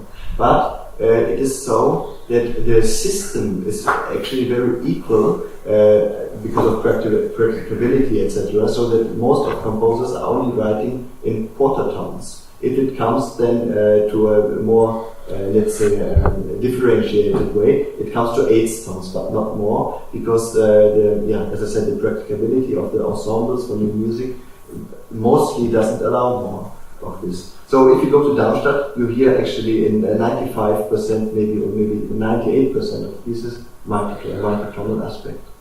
And it's very interesting. I have a colleague, she's also a very young composer, Katharina Roth from Lübeck. And for her it was also so fascinating that she completely said, now I want to live for a few years in India to study the raga music. And this is interesting how this influence of also microtonality can lead you to very radical changes in your life. This question also came to Enno Poppe. I mean, he wrote in the 90s his first, let's say, famous piece, the so-called 840 Variations for Piano, also 840 Variationen über ein Thema.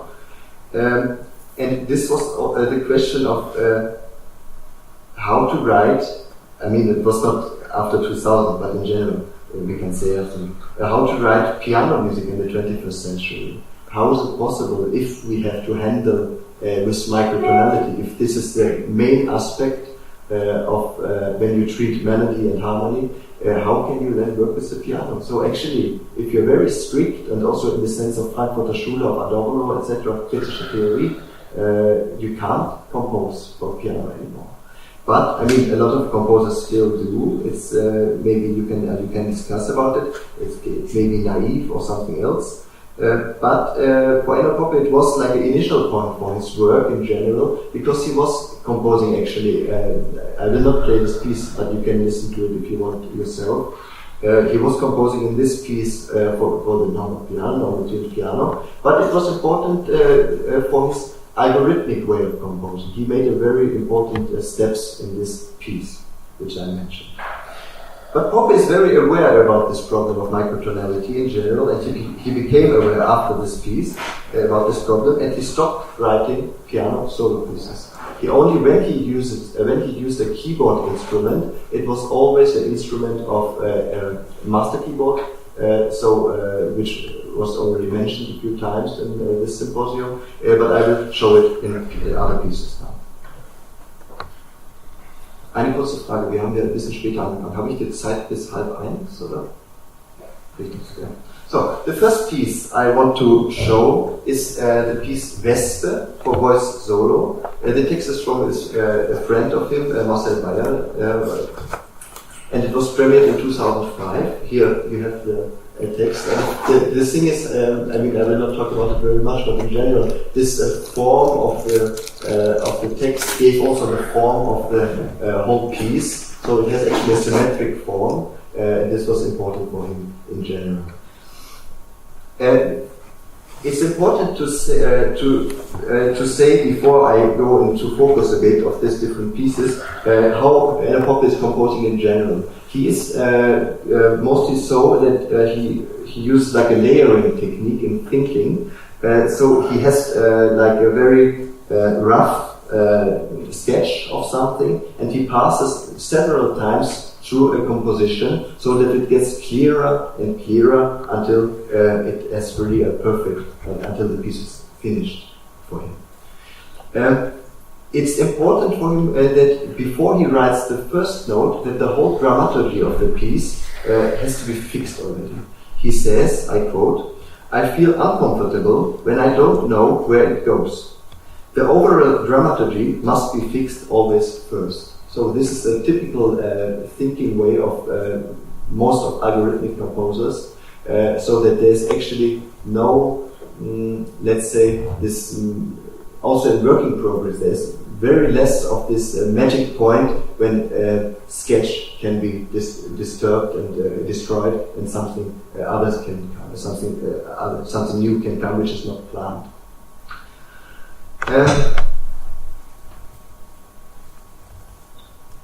I want to play at least the first minute of the piece. I have always to switch here a bit between Naxos and the presentation.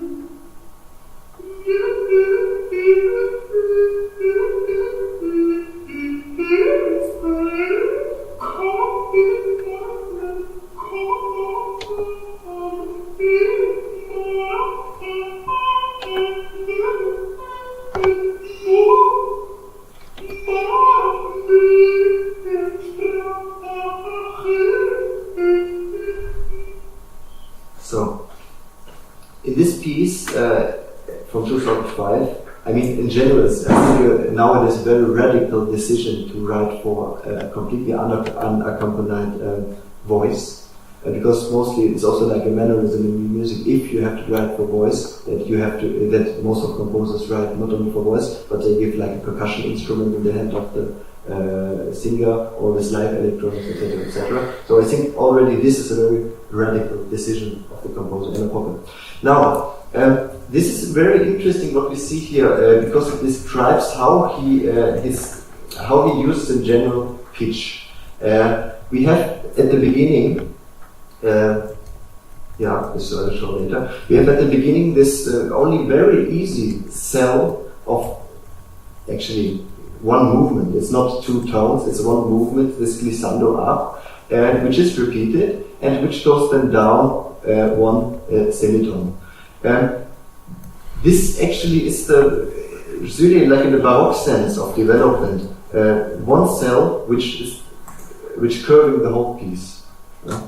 And it develops here then for example at the end, going to glissandos in other directions, and then the glissandos get also bigger, for example here, and during the piece it gets bigger, and it gets with more vibratos, etc., different techniques of vibratos, which I will mention also later.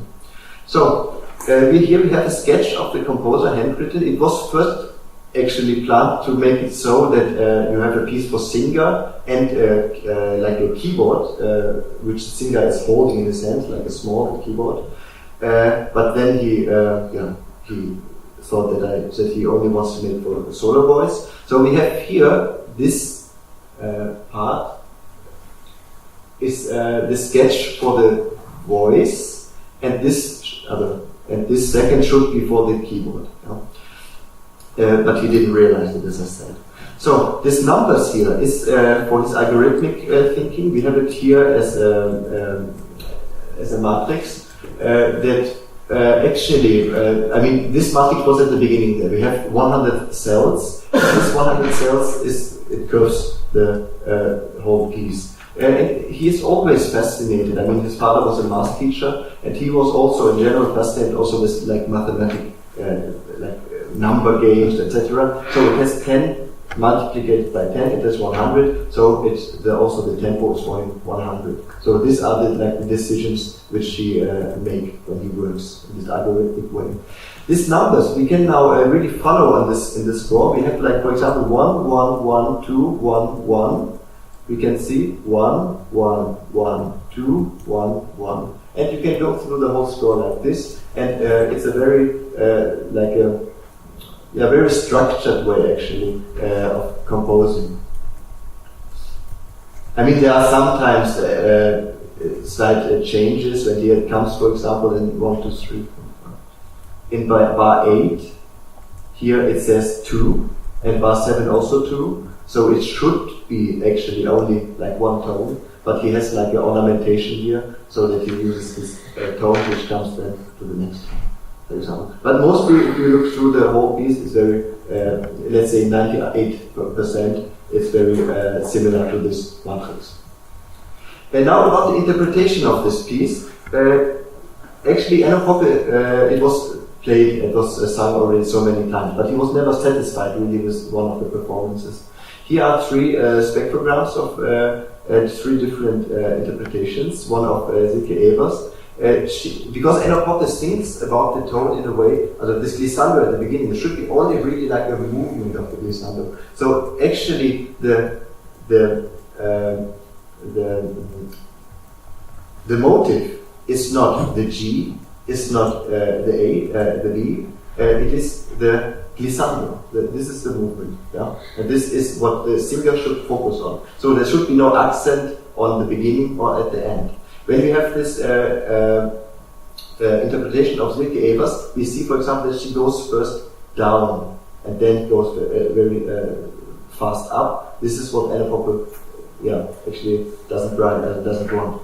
Then we have of Danny Gloger interpretation, where he stables the first tone too much, and this is also what he doesn't like. Maybe this is the best way. What was one of the best performances, he said, of Angela Postweiler, when actually she makes this movement from the beginning, but then stables also in the middle, stays too long, so that the movement is too much interrupted and too stable in the middle. Yeah. This was actually also not what he wanted. But maybe in 10 years or 20 years, it will be like the Institute for Enno Poppe interpretation, so we will have better solutions for this. The next piece which I want to show is connected to this.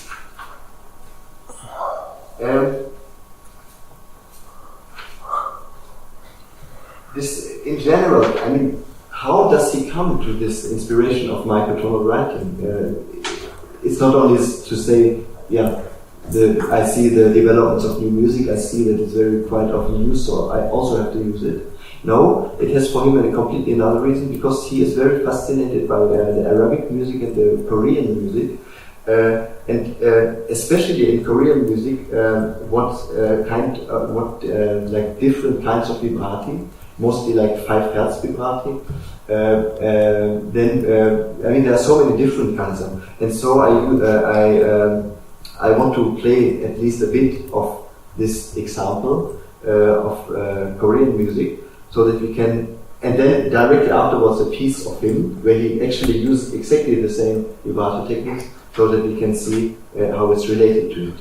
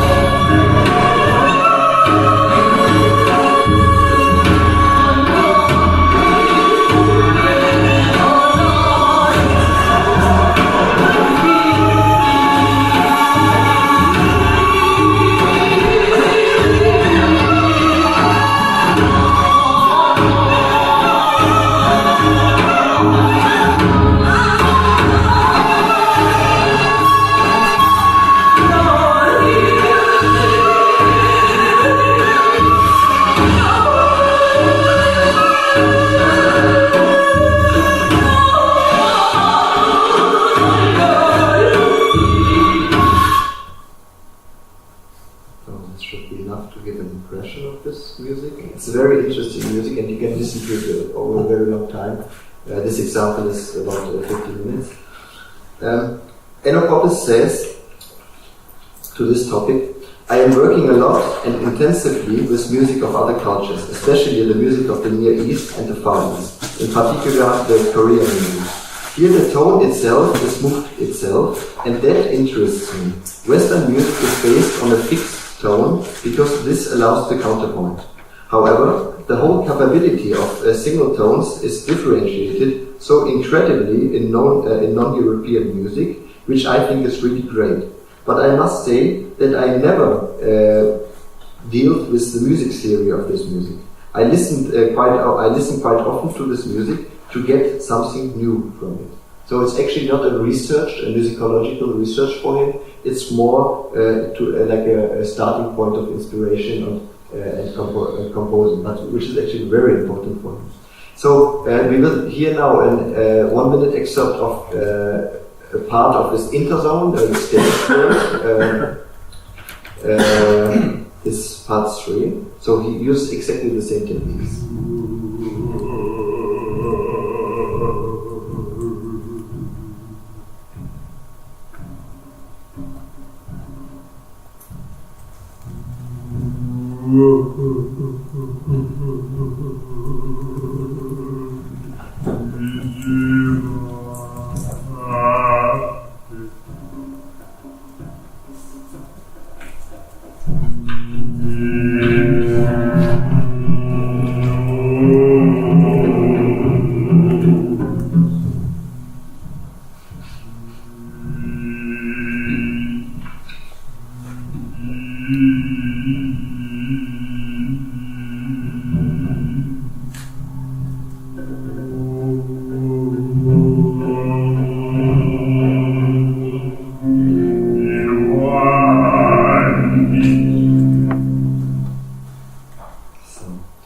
when we are already into this, when we are already here this intro zone, I wanted to also to play another part, the beginning of this, because it gives a general impression about the sound world.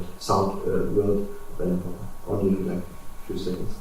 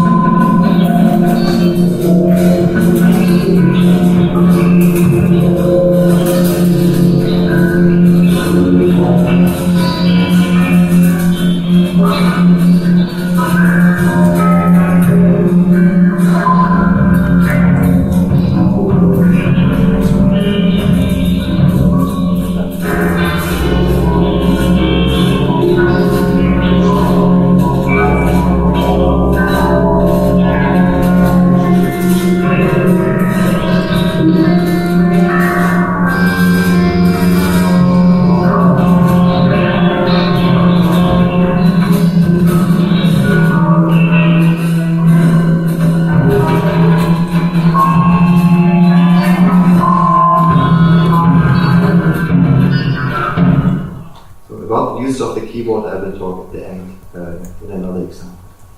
So the next piece, which I also want to show also in terms of melody and ornamentation, is Herz. It was written in 2002. It's also a solo piece. This is the interesting thing that you have a lot of solo pieces in his oeuvre. And cello is very important for him. I mean, when he wants to write, let's say, microtonal music, he has to focus on the strings or like a trombone or something. You can't do with his own instruments. So, for example, he has a unique idea that we have only a small cell which gives the rule for the whole piece. It's only this 4 tones, and through the whole piece you have now like different ways of changing these 4 tones into something else. When it comes then here at the end, like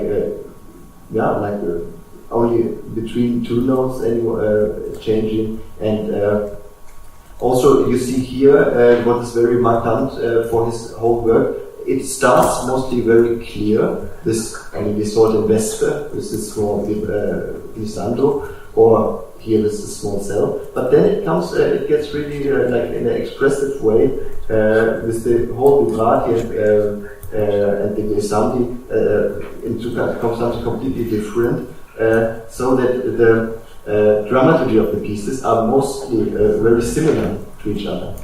When we see that here a bit further in the bars 73 to 94, we see this, what I said just now. For example, the glissandos get much bigger. We have here before, we have like, I mean, this is the first part when it ends here with these 2 tones. Then we have this typical hoquetos gesture, when it comes then here jumps to here, then jumps in the back, which is also very important for him and also influenced by Arabic music. And then what this point comes in a lot of pieces of Enno Poppe, then it comes something here, when it gets really something expressionistic, that it's the ambitus gets very suddenly much bigger of a gesture, and it reminds them. You can look at so many pieces, Traum, for example, piano trio. Then it reminds of really like it gets really traditional in a sense. Also here, like only a few seconds to give an impression.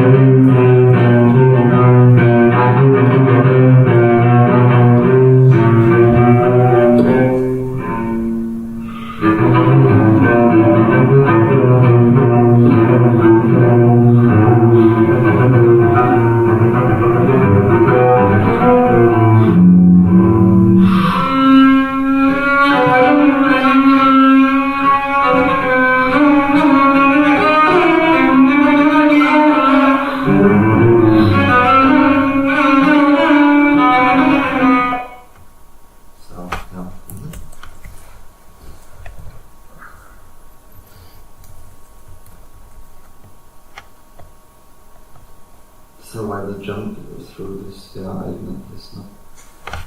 Let's come to Salz, another important piece of him. It's an ensemble piece. The titles, it's always strange for a lot of people, the titles of his pieces. Salz, actually, he said the title came first, and then he was thinking about the composition, because it was a commission from Salzburg Festival, so he had to take Salz for the title. And this is an interesting piece in two terms about the beauty of the swarm. In two aspects. The first aspect, we have the keyboard here. He writes then always which software is needed, and you have, if you want to perform this piece, you have to really get the software from the publishing house, so that you have all the installations from the master keyboard on it. And on the other aspect, it is really, again, this starting with a very small melodic line, which is ornamented and which gives the impulse again for the whole piece. And this is, this is maybe, I think, the most important step when he talks about inspiration. So if he doesn't have this idea of this small cell, he will be not able to compose a piece. This small cell, what we have here, is it has like a Baroque gesture also, but I mean it's quarter tones mixed here, and it starts solo in a viola, but then it comes already the organ inside in with the keyboard here. Here I want to play the beginning of it, so that you get an impression how the keyboard also changes.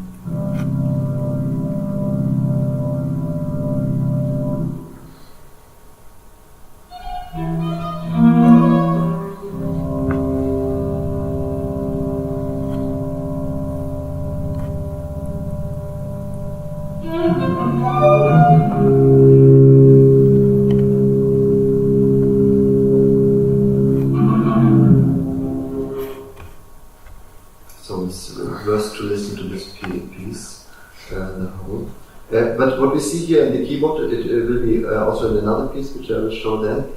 You have like a notation for the, also like a tabulatura, how you should play it, and a notation how it's sounding. Here we have an example for a treating of harmony. For example, when you look at this chord, it's everything how it's written, yeah, it's not transposed. When we look at this chord, we have like mostly one or two tones, and around these tones, the whole pitch organ, the whole the other pitches, are around these tones in mostly quarter tones. So we have this F sharp here and this E, and the other tones are around this. But then, here it's in this example so that two other tones are coming, which are like, let's say, fourth, the quarter from the beginning tone F sharp. Another example is Keilschrift. It's again the same idea. It's the one. It's, let's say, the most famous orchestra piece of him. It was premiered in 2007 in Donaueschinger Musiktage, and it's again starting only with a small cell of these few tones, which with the typical let's say reminiscence to Arabic music because of the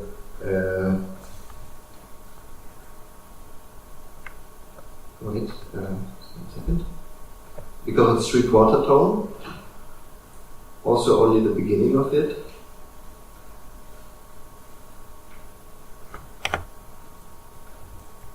Sorry.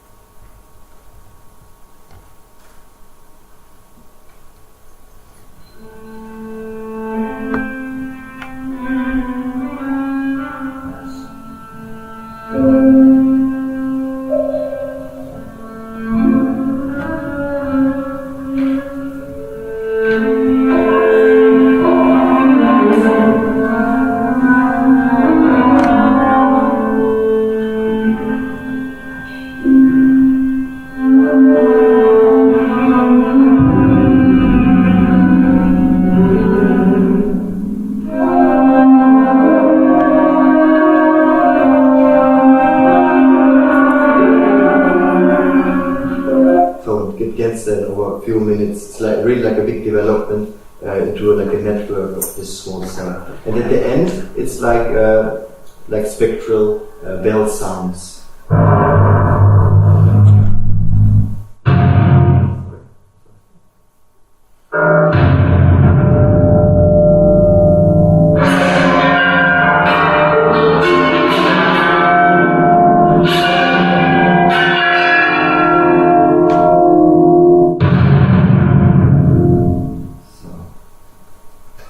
The last piece which I want to show is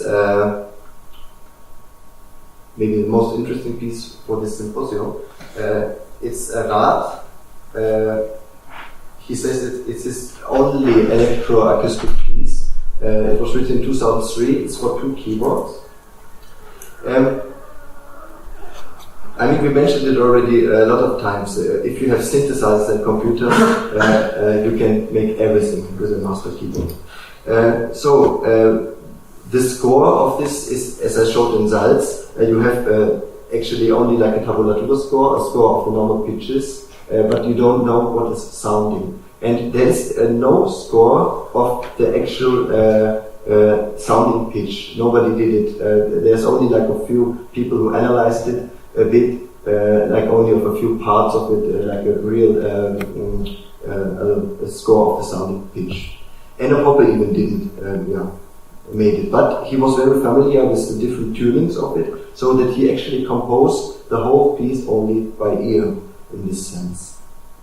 The setup is as follows. We have 2 master keyboards which are connected to a computer. This via node message, it comes to a patch, a max patch, which is here a part of it, we see here. Then it is, there's the calculation process of the sounding pitch. It is so because actually, if you play, for example, the middle C, it can come so many different pitches through the whole piece. There's also a big development of these tunings. In general, it is so. The tuning system of the piece is when you play, there are like 16 virtual keyboards. When you play the middle C on all the 16 virtual keyboards and then play a C sharp, you have a completely equidistant scale, and that means for the whole tuning of this piece that you have 100 cents divided by 16, it comes to a step of 6.25 cents, so which is actually then the system for this whole piece. When we compare it with other pieces, we have, for example, here Friedrich Haas' work, Limited Approximations for 6 microtonally tuned pianos and orchestra, also premiered in Donau-Eschingen. Here he uses 12 tones, which are approximately 16.67 cents. So it's a very small step, which is Enno Poppe using. But this 16 virtual pianos, they have also another process of 100 tuning systems. It's also, I mean, he's, as I said, fascinated with numbers, etc. So it was also, again, this number 100, which was important for him, 10 multiplied by 10. And for example, when we see here these numbers, it is what can come when you press one tone, which different pitches can come from the same tone you are pressing in different tuning systems. In general, in the pitch, you see it also here how it's calculated. I mean, the MIDI keyboard gives only a MIDI number to the patch, here the MIDI number, and through a process which is dependent then in which tuning system it is, from 1 to 100, it calculates then another number, and this number then is related to a certain pitch, here in this case 63.333, which is actually a 6-tone higher D sharp.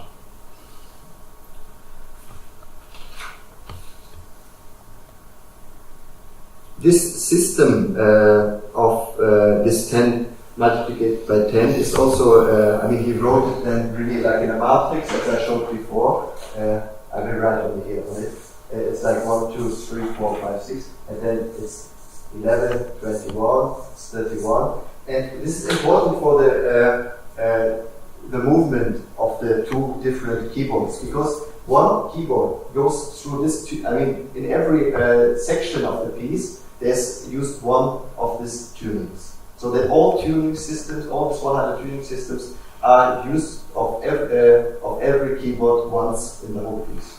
The one keyboard number 1, goes these tuning systems in this order. So it's 1, 2, 3, 4, 5, 6. In a very, from 1 to 10, it's a very equidistant scale again, which gets always 16.67 cents smaller. So we have not a very much changing of the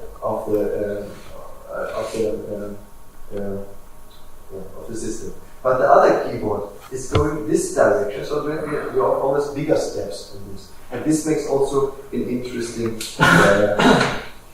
acoustic result. Here, as I said, is the first, the tuning of, when you go from 1 to 10, it gets always like approximately 16.67, smaller. You see it here, it's rounded.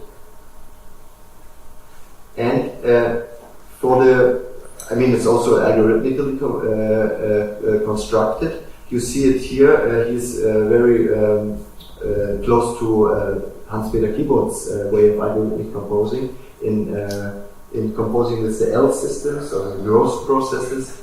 When he says here's like a formula for this, and you can follow the whole formula in the piece, so how one event is coming after another. And here we see again, it's only for the keyboard 1, this is actually the tabulatura which is written, and here we have a completely different pitch organization. This is what we hear. And when we see at the end here of this page, bar 44, I mean, when we look at this, it would, it looks very, we would expect, when we see how the performer, how the player is playing it, we would expect a completely another sound. But it's very small, in only like in thirds, very small, and here also very small intervals coming as a result. So actually, it's also like a music theater piece, a music theater piece. So you should not only listen to the piece, you should also watch the performance. Because we have only a few more minutes, I will, this figure I also show. This is in bar 190. We have in the keyboard 1 this 4 tones written, and this other 4 tones on the other hand. And it is played with modulation, ring modulation, how is also in the other presentation was already explained.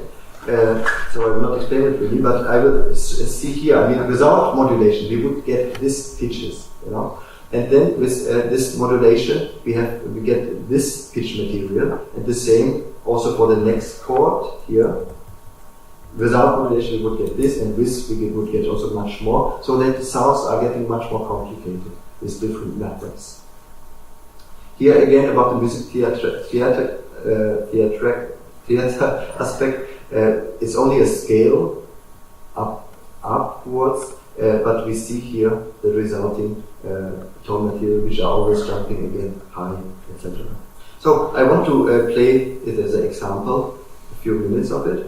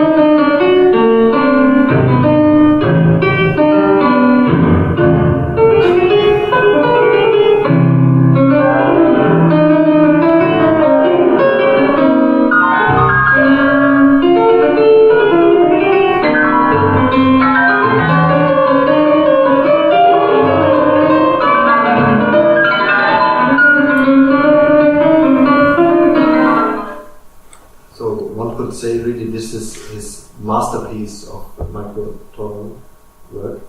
And the last aspect,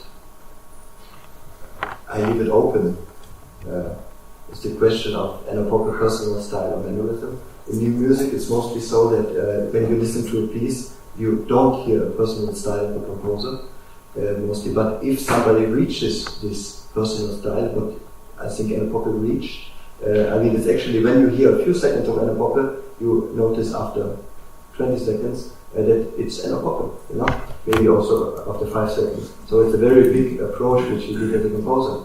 But now the question is about does it turn to a mannerism of itself? Because so many works of him are sounding actually the same.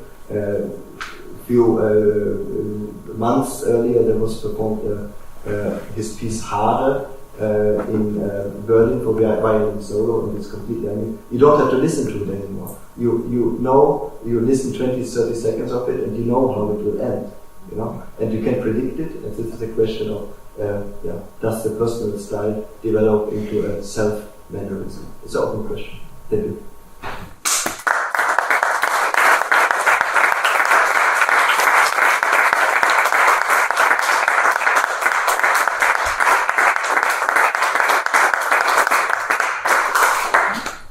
The last question is for open discussions upstairs again. I would like to carry on now with Amr Okba. In our program there's only his name, Amr Okba, because I did not know until now whether he will really make it and turn up here. He has just arrived from yesterday from Egypt, and so I just mentioned his name and asked him to talk about Microtonal music in your culture, in the world, and also about his compositions. Well, as I said, he's an Egyptian-Austrian composer. He studied composition in Egypt and won several prizes there. And then in 2003 he came through an Egyptian-Austrian cultural exchange program here, obtained a scholarship, and that allowed him to continue his musical career in Austria. He studied here in a university as well as in Vienna, composition, and in Vienna electronic and experimental composition with Dieter Kaufmann. In 2006 he premiered his first opera, The Book of Going Forth by Day, which was commissioned by Musik der Jahrhunderte for the ICM opening concert in Stuttgart.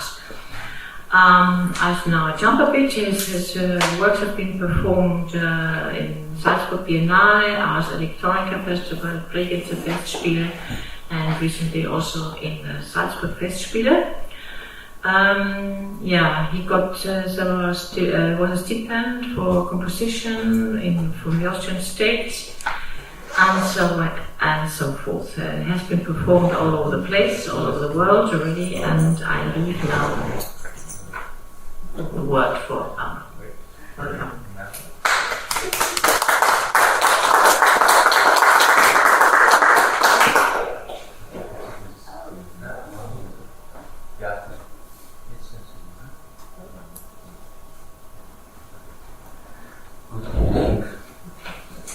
Thanks for the invitation for today. I'm very pleased and happy and glad to be in Salzburg again for a long time. I always say that I spend the best time of my life in Salzburg, not only in Austria, but especially Salzburg, so it's a part of my heart. So, as an Egyptian composer, so I need to study composition, contemporary composition. And my center of attention was how to introduce my culture through this new language of composition. And of course, when I say Arabic music, so we have the most important point is microtonality or quartet tones. So I would like to speak today shortly about quartet tones in the Arabic music, and how I use them or how I manipulate them in my composition or my way of composing.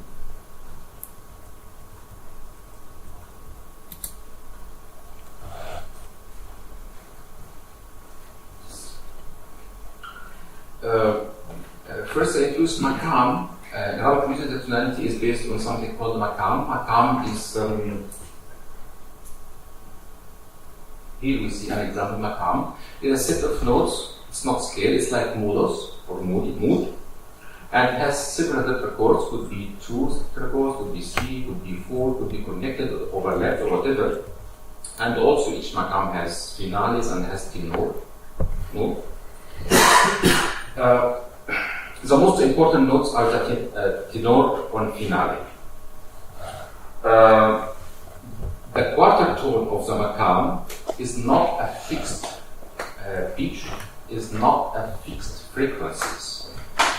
Quarter tone is approximately quarter tone. So when we say, for example, in this example Makam Rast, we have E quarter tone or E flat quarter tone and B quarter tone. So they are not exactly quarter tone, they are a little bit less. And these frequencies differs from culture to another. That means a quarter tone of S in Egypt different than in Syria, different than Iraq, different than in Lebanon, and so on. But also this S quarter tone in this Makam Rast is different than S quarter tone in another Makam like Bayati or Sabah. So it's not a fixed frequencies. Maybe in Western music when we say quarter tone means exactly quarter tone. But here it's not like it's more taste thing. Each mark is here I give you an example here. Also I would say that normally the quarter tone interval, normally we hear it 90% in the Arabic music as passing notes. So I can hear, for example, C, F, S, D, or the D, S, F. 90% like that. There is no jump as a seventh from C to B quarter tone. I will give an example to listen to one of most famous traditional pieces of this Makam Rast. Of course, you will see the notes here, but when you listen, you will hear something quite different. You will hear a different variation because this is normally Arabic music used to be played with interpretation and variation, so it will not be exactly. You hear something?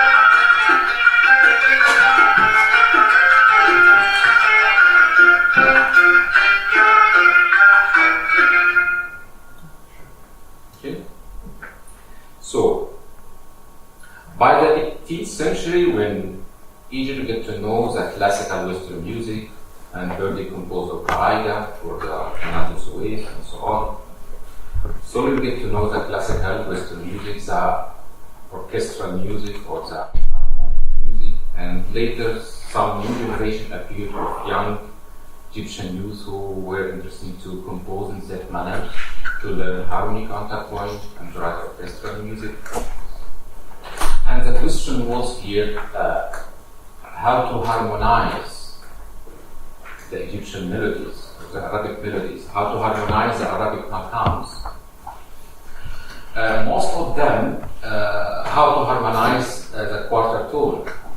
Most of them, they went to another direction, which is dealing with makams that do not have quarter tone, because Arabic makams, there are two genres or two types. Either it has quarter tones or does not have quarter tones. So like Andalusian makams, for example, I will make that second, the most important interview. So most of composers, they went to work with makams without quarter tones. I will give you an example of a composer called Aziz Shawan. He composed piano concerto. Of course, for me, it's Rachmaninoff's second piano concerto.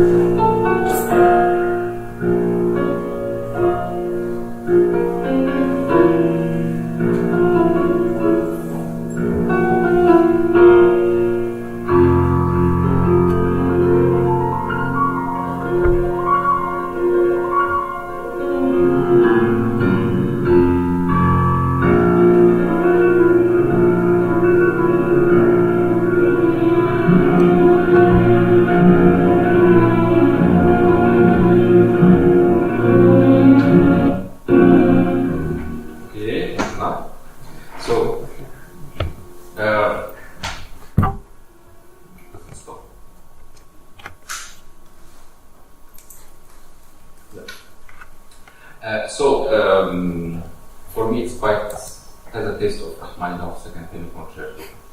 That was the first generation of composers, of Arabic composers, who tried to compose in that Western style. For me, it's something like who would like to imitate Renoir with his impressionistic style, with shadow and light on the naked woman body, but he's using a figure of woman with hijab or koptu or whatever. So he's borrowing the concept of impressionist, but the object is different. So it's the same Western style of orchestration or whatever and harmony, but he's using Arabic maqam, which is Hijaz, which has method second, so it has no quartet tones. And in that region, there are a lot of composers who compose in that manner. But the quartet tone maqams, nobody went through it. The question which I asked myself, do we need